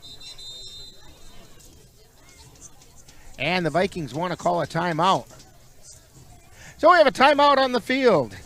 With the score, Hilltoppers 35, Vikings 7. You're tuned to Viking football on NLWN 2. Looking for a team approach to managing your finances? With over 70 years of experience and 12 locations, Dairy State Bank has built a reputation for helpful customer service and support. While our service ethic is old-fashioned, our products and services are not. We offer a full range of loan programs as well as online banking, mobile deposit, and transaction alerts to fit your busy lifestyle. Dairy State Bank, banking on relationships, member FDIC, and equal housing lender.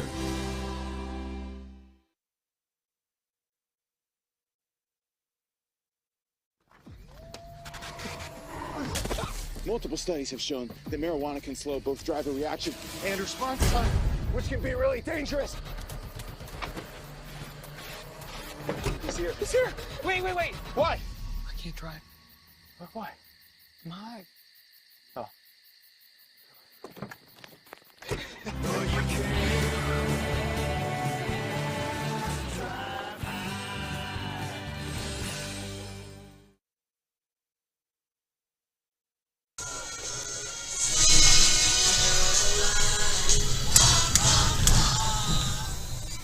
And a little Sweet Caroline as the Hilltoppers come up to the line. 4th and 5.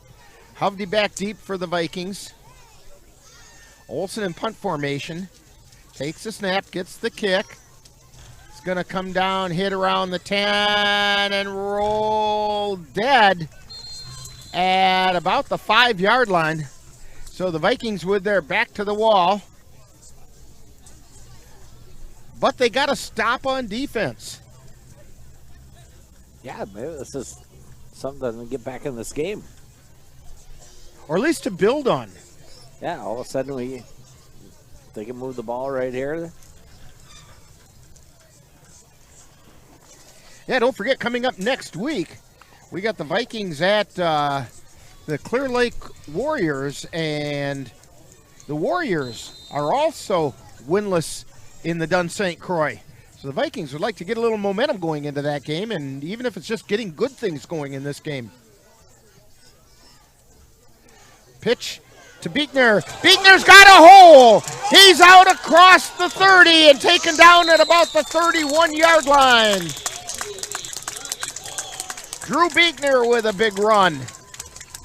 Good job by that front four for the Colfax. They sealed off the edge and made a hole. They're also making a fake to Hovde, and Glenwood City is falling for the fake to Hovde, which leaves some open space for Beekner to run. Yeah. Nichols split to the near side, Roberts to the far side.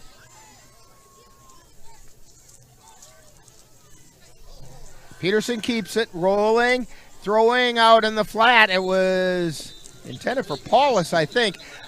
I think he couldn't get as much into that throw because he also had Hovde out there. Yeah, Andrew Blazer was in his face for the Hilltoppers.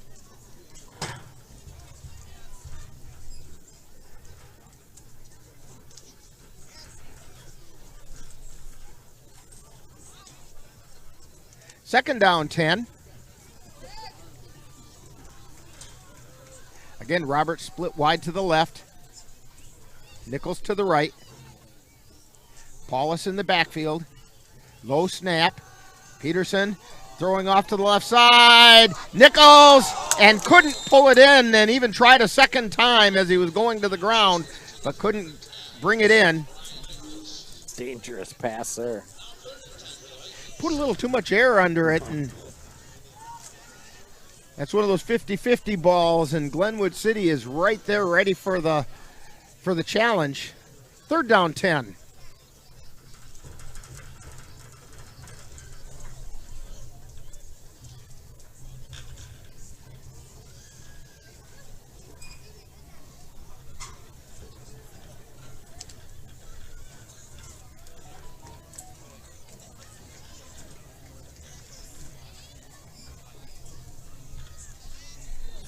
Vikings at the line. Peterson drops back. He's got pressure, and the ball is nearly intercepted. And it was two different players, Logan McVie, and I believe the other one was Brock Wood, kind of fighting over it, and it fell between them. Fourth down 10 for the Vikings. Hunter Coates, or Austin Coates, I should say, back in punt formation.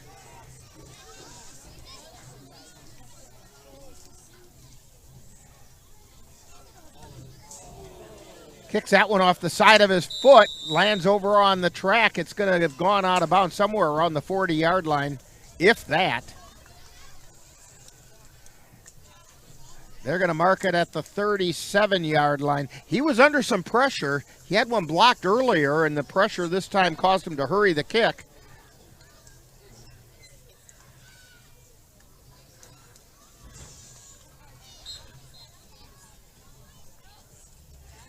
So it's 1st and 10 for the Hilltoppers at the Viking 37.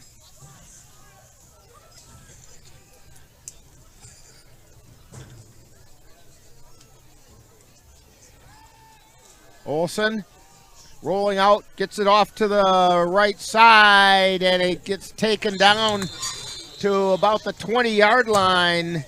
That was Andrew Blazer on the reception. So that'll be 1st and 10. Nose of the football just inside the 20. So they are just in the red zone.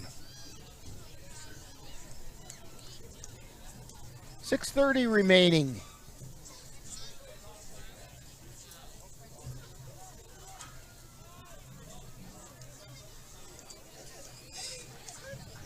And to give up the middle, and driving down is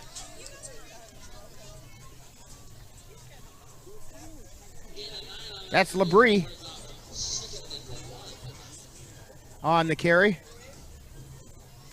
2nd down and a yard. He got 9 on the carry.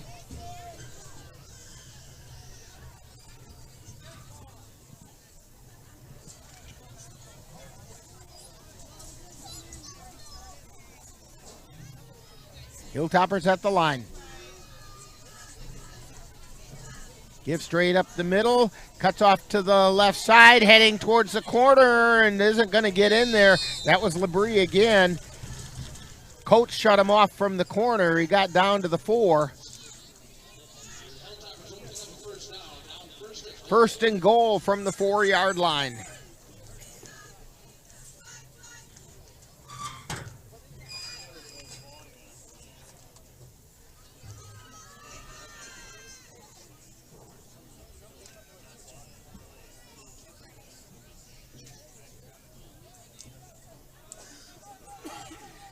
Reba split out wide to the left, or to the right side. Pitch to Labrie going the right side, turns the corner and gets into the end zone for the touchdown. 4-yard run.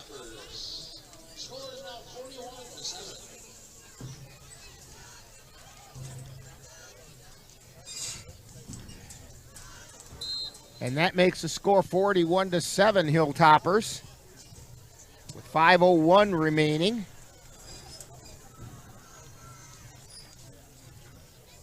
Pending the extra point.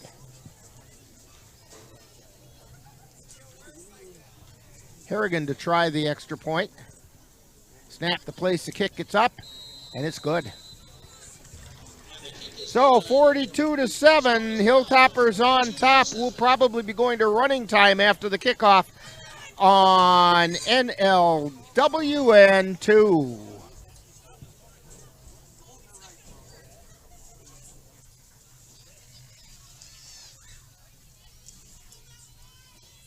To be able to do something like that is going to take a lot of people. It's not going to be, 1 or 2 people to put a cabin together like this. Country Haven Farms is fundraising to complete our cabin.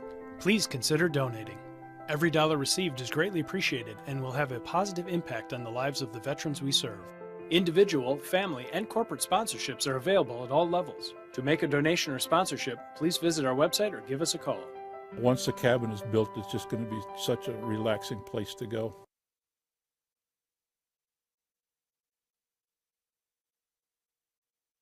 Hi, I'm Smokey Bear, and I made an assistant to help you prevent wildfires. Dude, I've got this. I've been camping since I was 5 years old. But I am a camping influencer. You know what? I'll bet you $5. Okay.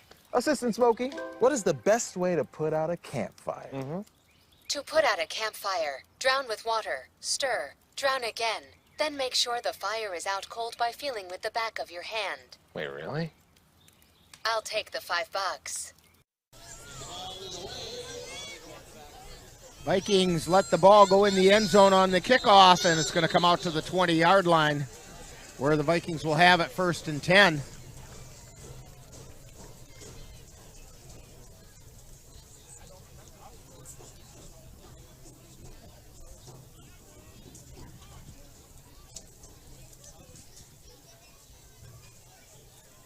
So 1st and 10 for the Vikings at the 20.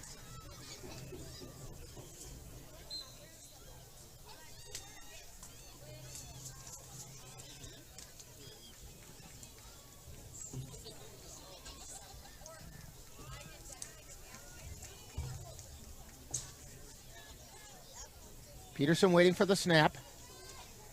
Gives it straight up the middle. Big hole. And he's off to the races. And are they going to catch him? He's still fighting his way. He Fumble. gets down to about the 16-yard line. Fumble picked up by the Hilltoppers. No whistle yet.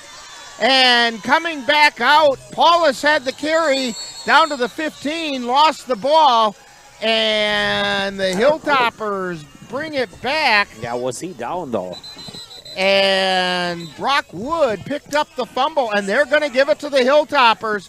I thought he was down by contact, but evidently not. And unfortunately, there's no instant replay in high school football, because I'd love to take a look at that one again.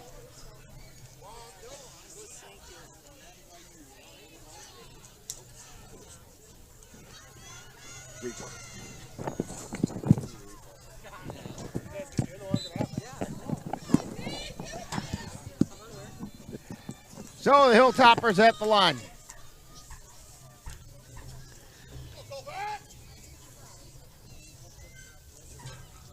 Give straight up the middle, driving forward to about the 40-yard line and just barely across it. Check that, that's the 36-yard line. LeBray on the carry.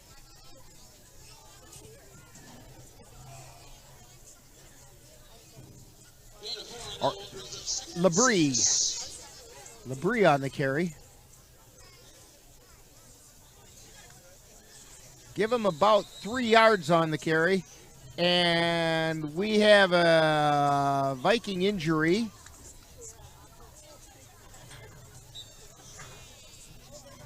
Coming off the field is James Wall.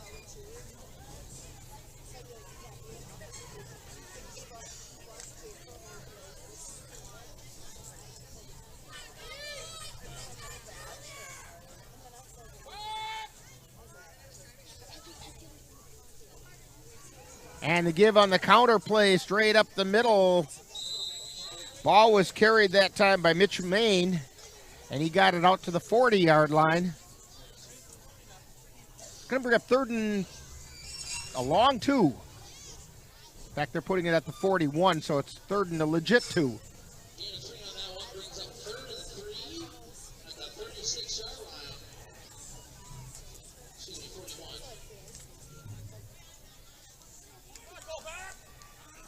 Now they're up to the line of scrimmage. Some cleaner jerseys are getting into the game for the Hilltoppers. Pitch to the outside, LeBray on the carry, going to the right side. He gets across the 45 to the 50. He's still on his feet, and he gets down across the 45 to the 30, and dragged down at the 21-yard line.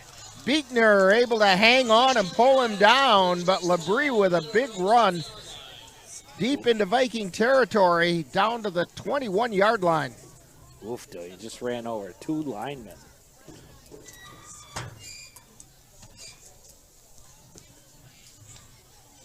Yeah, I thought they had him stopped a couple times, and no such luck.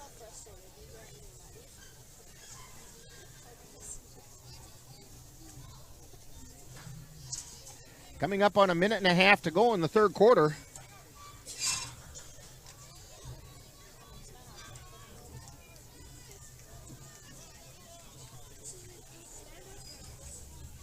Hilltoppers at the line. LeBray, the tail of the tandem. They give it to the up back, and he scoots through down across the 15. That's Vinny Wheeler.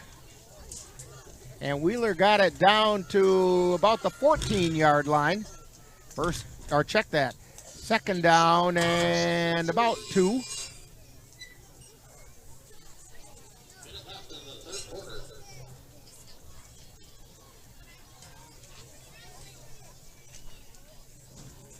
Hilltoppers come up to the line. Main is split to the near side. Harrington to the far side. Give to LeBray, and he got taken down right about the line of scrimmage.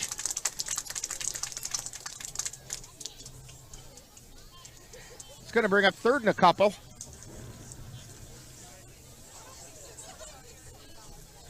And that'll probably be the last play of the quarter. And it is. So, At the end of 3, it's the Hilltoppers 42, the Vikings 7 on NLWN2. In November of 2018, our daughter Jana passed away.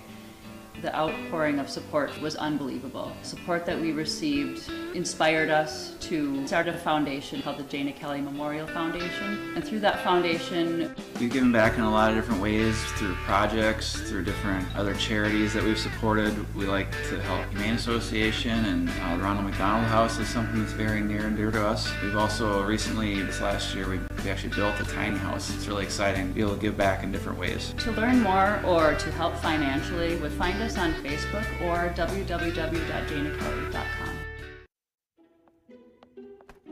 One scorching heat wave will leave me powerless to cool my insulin.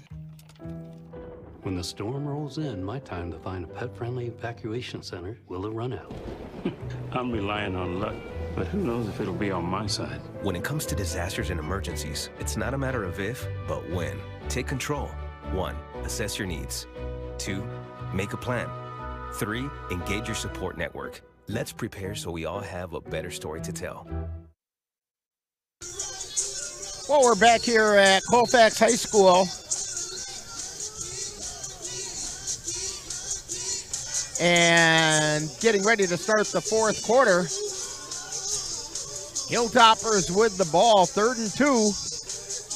Pretty deep in Viking territory at about the 14-yard line.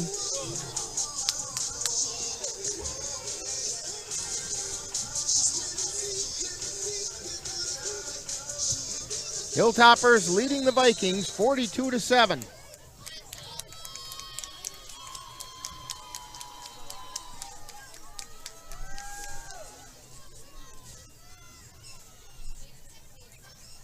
And they give up the middle to Labrie. He drives forward. I don't know if he got it. It's going to be close. Yeah, they mark it inside the 10, down at the 9-yard line. So it's 1st and goal for the Hilltoppers.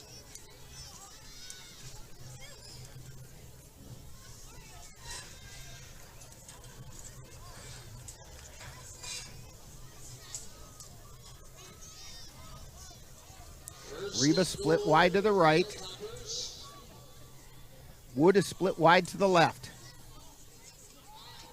Give to Labrie, trying the left side, and not much there this time. Got about a yard, maybe. That's what they give him. 2nd down and goal from the 8.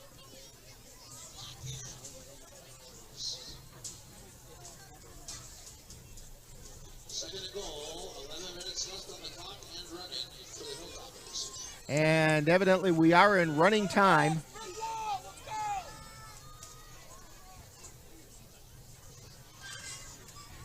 Labrie, the tail of the tandem. Pitch to Labrie going around the right side. Cuts it back out down to the 3. They're going to put it on the 2.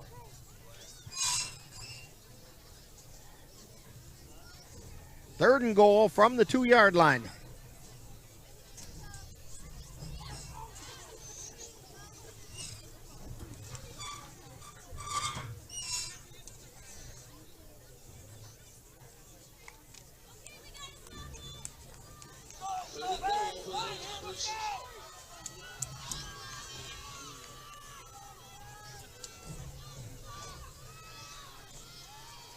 And the give up the middle, driving straight forward into the end zone is Labrie. That's a 2-yard touchdown run for Labrie.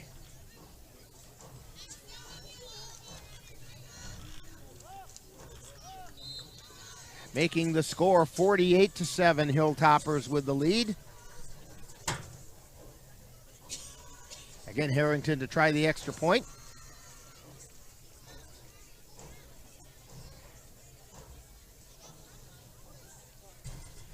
He's 4 for 5 so far. That kick is up, and it's good. So make it 5 for 6, as it's now 49-7. Hilltoppers with the lead, and you're tuned to Viking football on NLWN2. Food isn't just fuel to live, it's fuel to grow. My family relied on public assistance to help provide meals for us. These meals fueled my involvement in theater and the arts as a child, which fostered my love for acting. The Feeding America network of food banks helps millions of people put food on the table. When people are fed, futures are nourished. Join the movement to end hunger, and together we can open endless possibilities for people to thrive. Visit feedingamerica.org/actnow.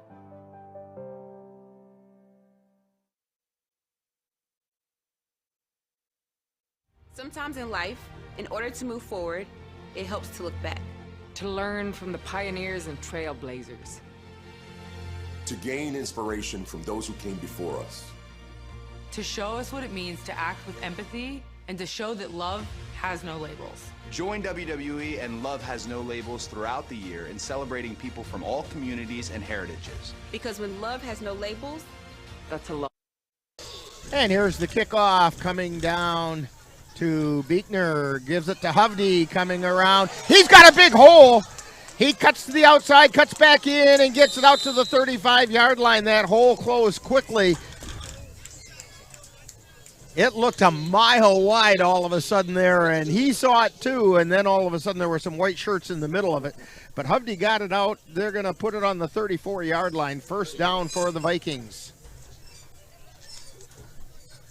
Yeah, special teams has kind of been the Colfax thing this year. Well, in a game like tonight, they've had plenty of practice.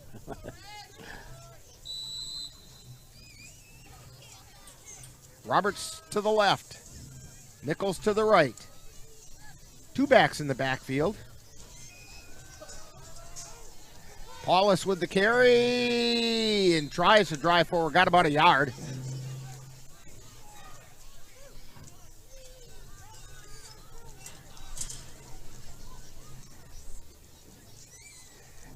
It's going to bring up a second down 9.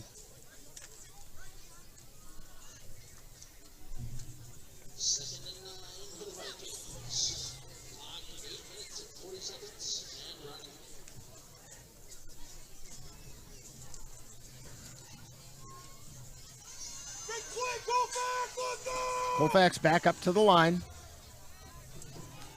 Paulus the lone back.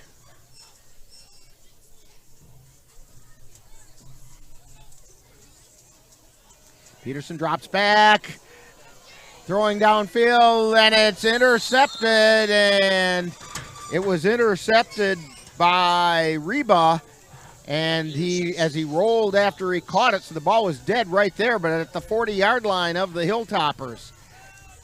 I was surprised to not see a flag come out against the Vikings for holding, because one of the on-rushers for the Hilltoppers got grabbed around the waist and rolled to the ground. Yeah, I think everybody here in the stands saw it too. Hey, if I see it, it's got to be blatant. But nonetheless, the pass was intercepted, so they would have declined the penalty anyway. 1st and 10 for the Hilltoppers at the 40-yard line. And the pitch to the outside. Labrie on the carry. He got the corner turned and out to about the 50-yard line. They're going to mark him just shy of the 50 at the 49. 2nd and half a yard.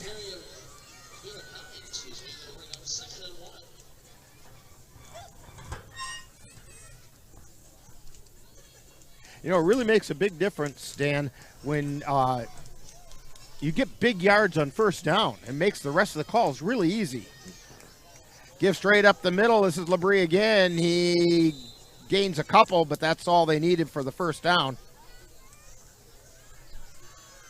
He got down to about the 48. That's where they're going to put it.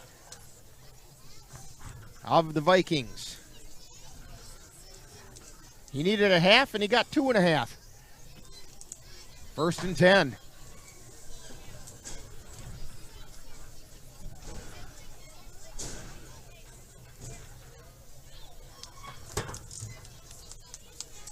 Grant Cook comes out. Hunter Roberts goes in for the Vikings.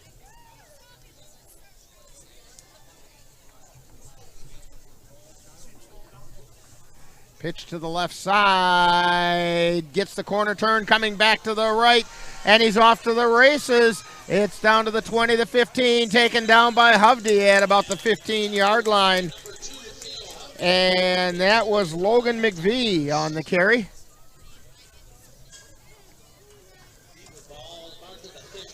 Yeah, drew everybody to the left, and he went right.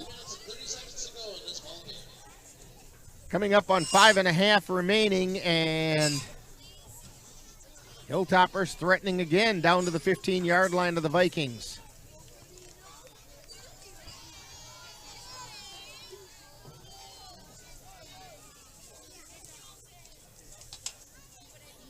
Pitch to McVie going around the left side, and he broke a tackle and gets down to inside the 5 to about the 3-yard line. They had him back near the line of scrimmage, and he just broke right through that arm tackle and took it down to the 3.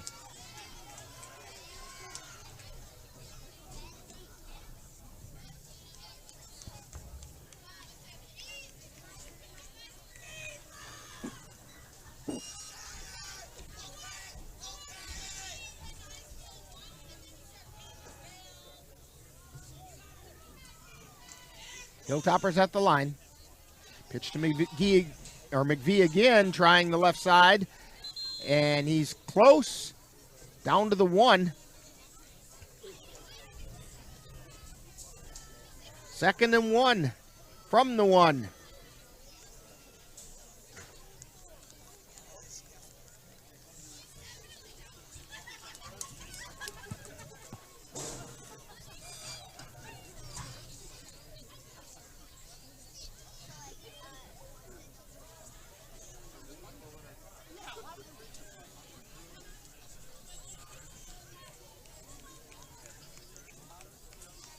Hilltoppers up to the line. They do have a receiver split out wide to the right, but I doubt that they're going to do anything with it.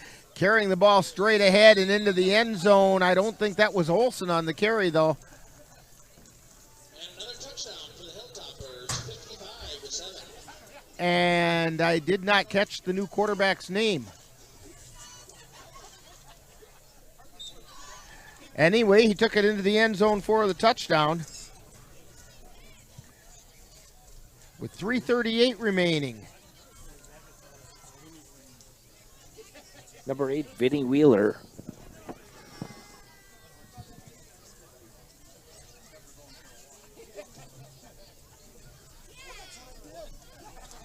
So, Vinny Wheeler is... Nope, it's number 9. Oh, Jack Main is the new quarterback.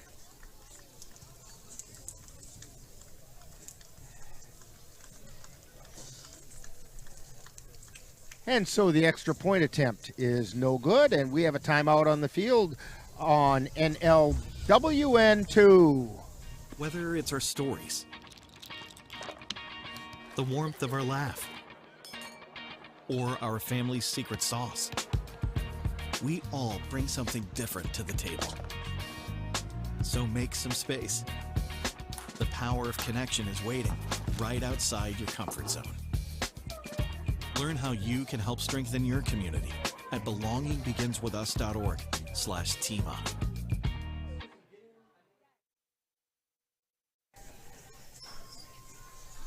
$55-7, the Hilltoppers leading the Vikings, 3:38 remaining, and it's been all Hilltoppers tonight.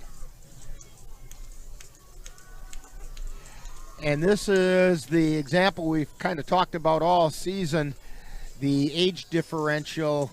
The Hilltoppers have some younger players out there now, but earlier in the game, it was quite a stark difference, and it showed up on the scoreboard. Hilltoppers getting ready to kick off. And it's coming down to Beekner. He's out across the 20. Cuts to the outside to the 30. Stays on his feet to about the 35-yard line. And that's where the Vikings will have it, first down.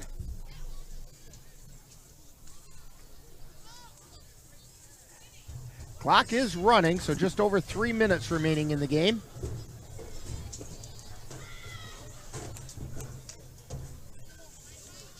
I think with some of the younger players in for the Hilltoppers right now, this chance for Colfax to throw it down the field.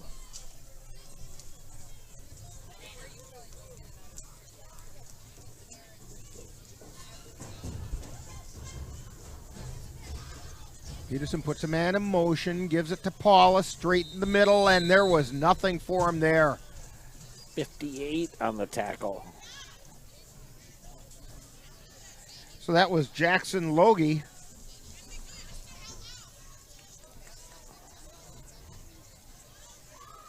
Going to bring up second down 10. So Paulus did get back to the line of scrimmage. Oh, nope, they're going to mark it a loss of a yard. Second and 11.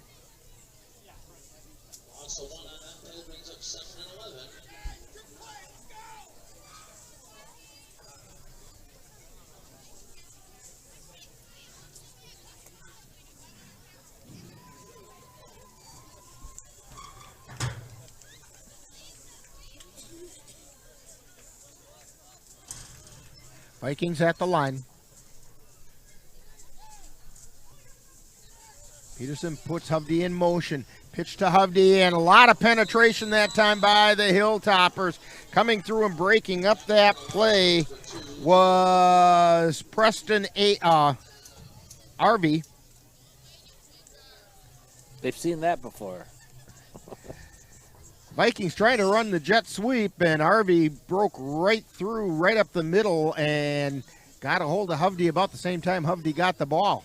That play was going nowhere. Third down and about 17 yards to go.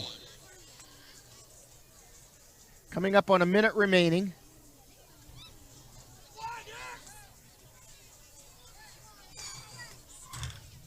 Give straight up the middle, and nothing doing there.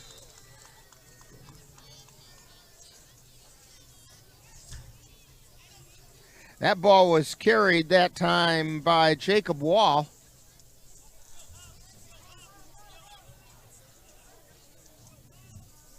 Under a minute to go. Punt team is out there for the Vikings as it's 4th and long. 4th and 16.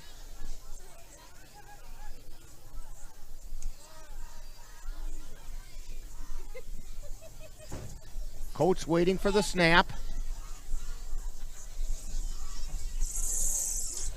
20 seconds remaining. High snap. Coach gets it away. Angling toward the sideline. Takes a Viking and then sideways bounce. Goes out of bounds at the 46-yard line. And that will do it.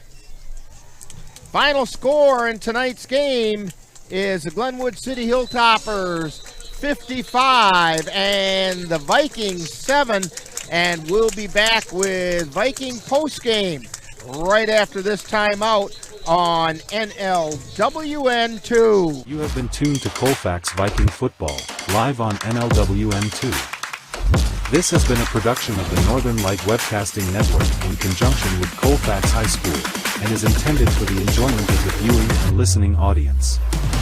Any broadcast, rebroadcast, or reproduction in part or in whole without the express written consent of the Northern Light Webcasting Network LLC and Colfax High School is prohibited. Stay tuned.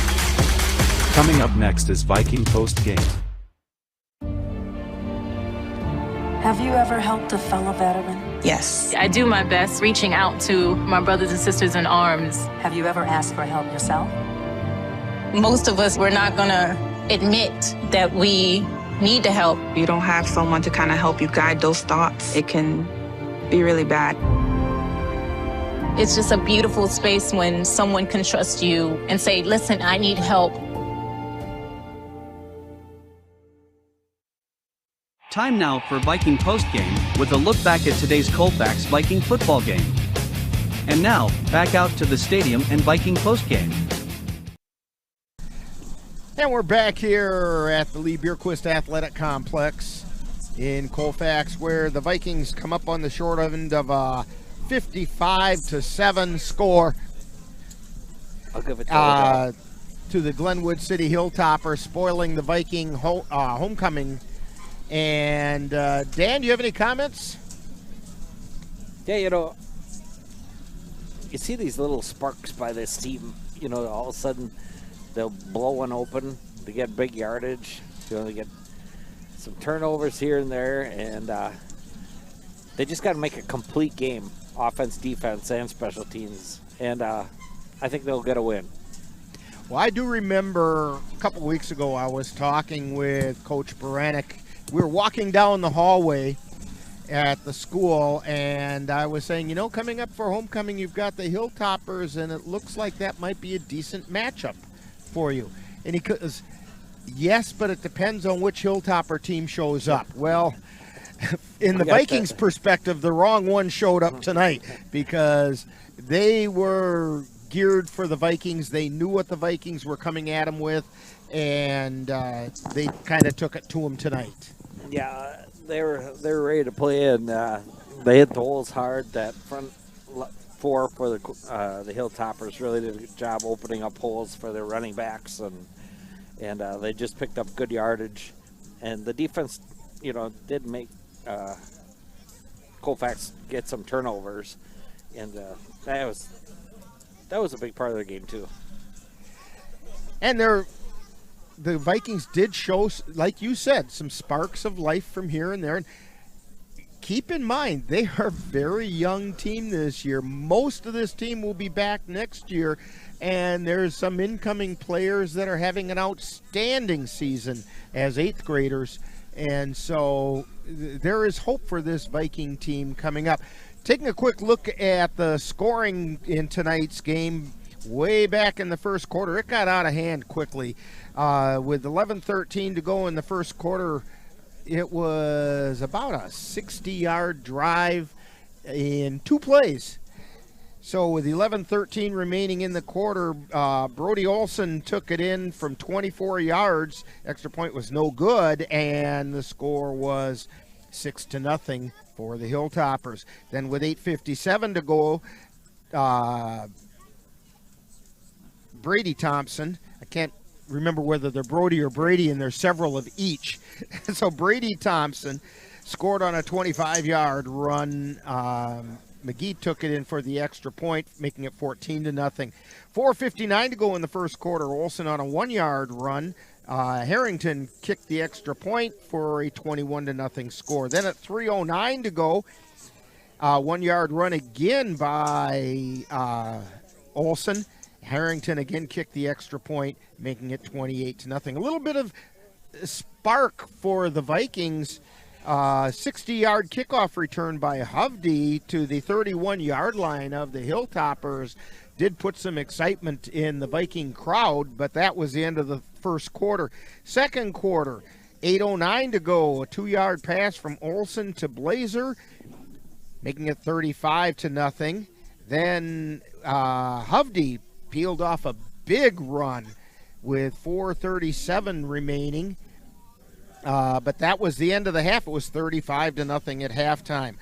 In the second half, the opening kickoff of the second half, Drew Beekner took it 52 yards, but the Vikings couldn't capitalize on that good field position. And then with 9:23 to go, though later Peterson did hit Beekner on a 50-yard pass play, and they did convert the extra point attempt. Coates kicked it, making it 35-7.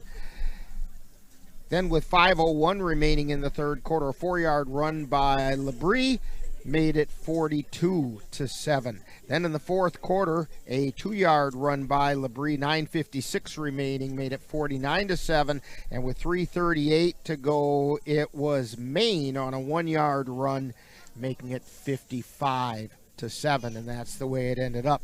So a sad ending to the homecoming game for the Vikings, but a lot of good things happened here at homecoming. They had a parade, and the dance team performed at halftime, and the band performed at halftime. The little kids cheer squad was out cheering in the first half, and so King and Queen were proclaimed, and again Olivia Ranowski and Moretu Imak were the queen and king of this year's homecoming court for Colfax, and that's what homecoming's all about, is that kind of stuff. The kids are all going to get ready and go to the dance inside.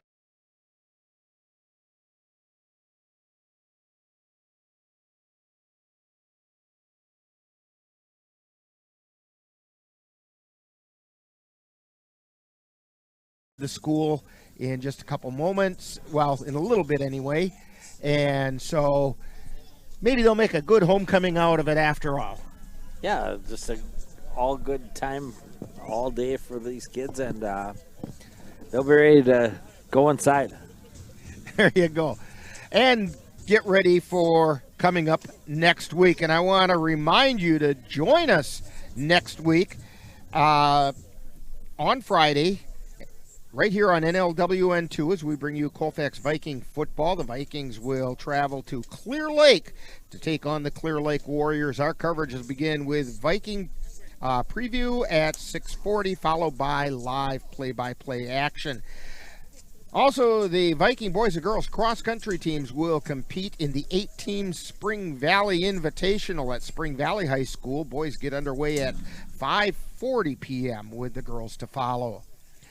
The Colfax Elk Mound girls golf team will compete in the 8-team regional golf tournament at Turtleback Golf Course in Rice Lake. And I don't have the date on this. It starts at 9 a.m., whichever day that is. I think that's Monday, but I could be wrong about that. Then tomorrow, the Viking volleyball team will participate in the 6-team Cameron Invitational starting at 9 a.m. And then on Tuesday, the Vikings will travel to Plum City to take on the Elmwood Plum City Wolves with the varsity match beginning at 7. And then followed by Thursday with the Vikings hosting the Glenwood City Hilltoppers with the varsity starting at 7 o'clock. So tonight's Colfax Viking football game has been brought to you by Dairy State Bank, where they're banking on relationships. Midwest Environmental Consultants, soil testers for Western Wisconsin. Anderson Bridges, who have been manufacturing prefabricated steel truss bridges since 1989. Slayton's Technology, IT provider for the Northern Light Webcasting Network. Menominee Eye and Optical, with quality personalized care for you and your family. C&K Construction, concrete experts for the Chippewa Valley. Mom's Restaurant and Pub in Colfax, comfort food the way Mom used to make it. Be sure to thank these fine sponsors by giving them a little business, because they bring you Colfax Viking football on the Northern Light Webcasting Network and NLWN2. So for Ann Monroe on the camera tonight, Dan Petchow as my right-hand man. You are on my right side tonight. Yeah. This is Rick Olson. That final score once again. The Glenwood City Hilltoppers 55 and the Colfax Vikings 7. You've been tuned to Viking Postgame on NLWN2. You've been tuned to Viking Postgame with a look back at today's Colfax Viking football game.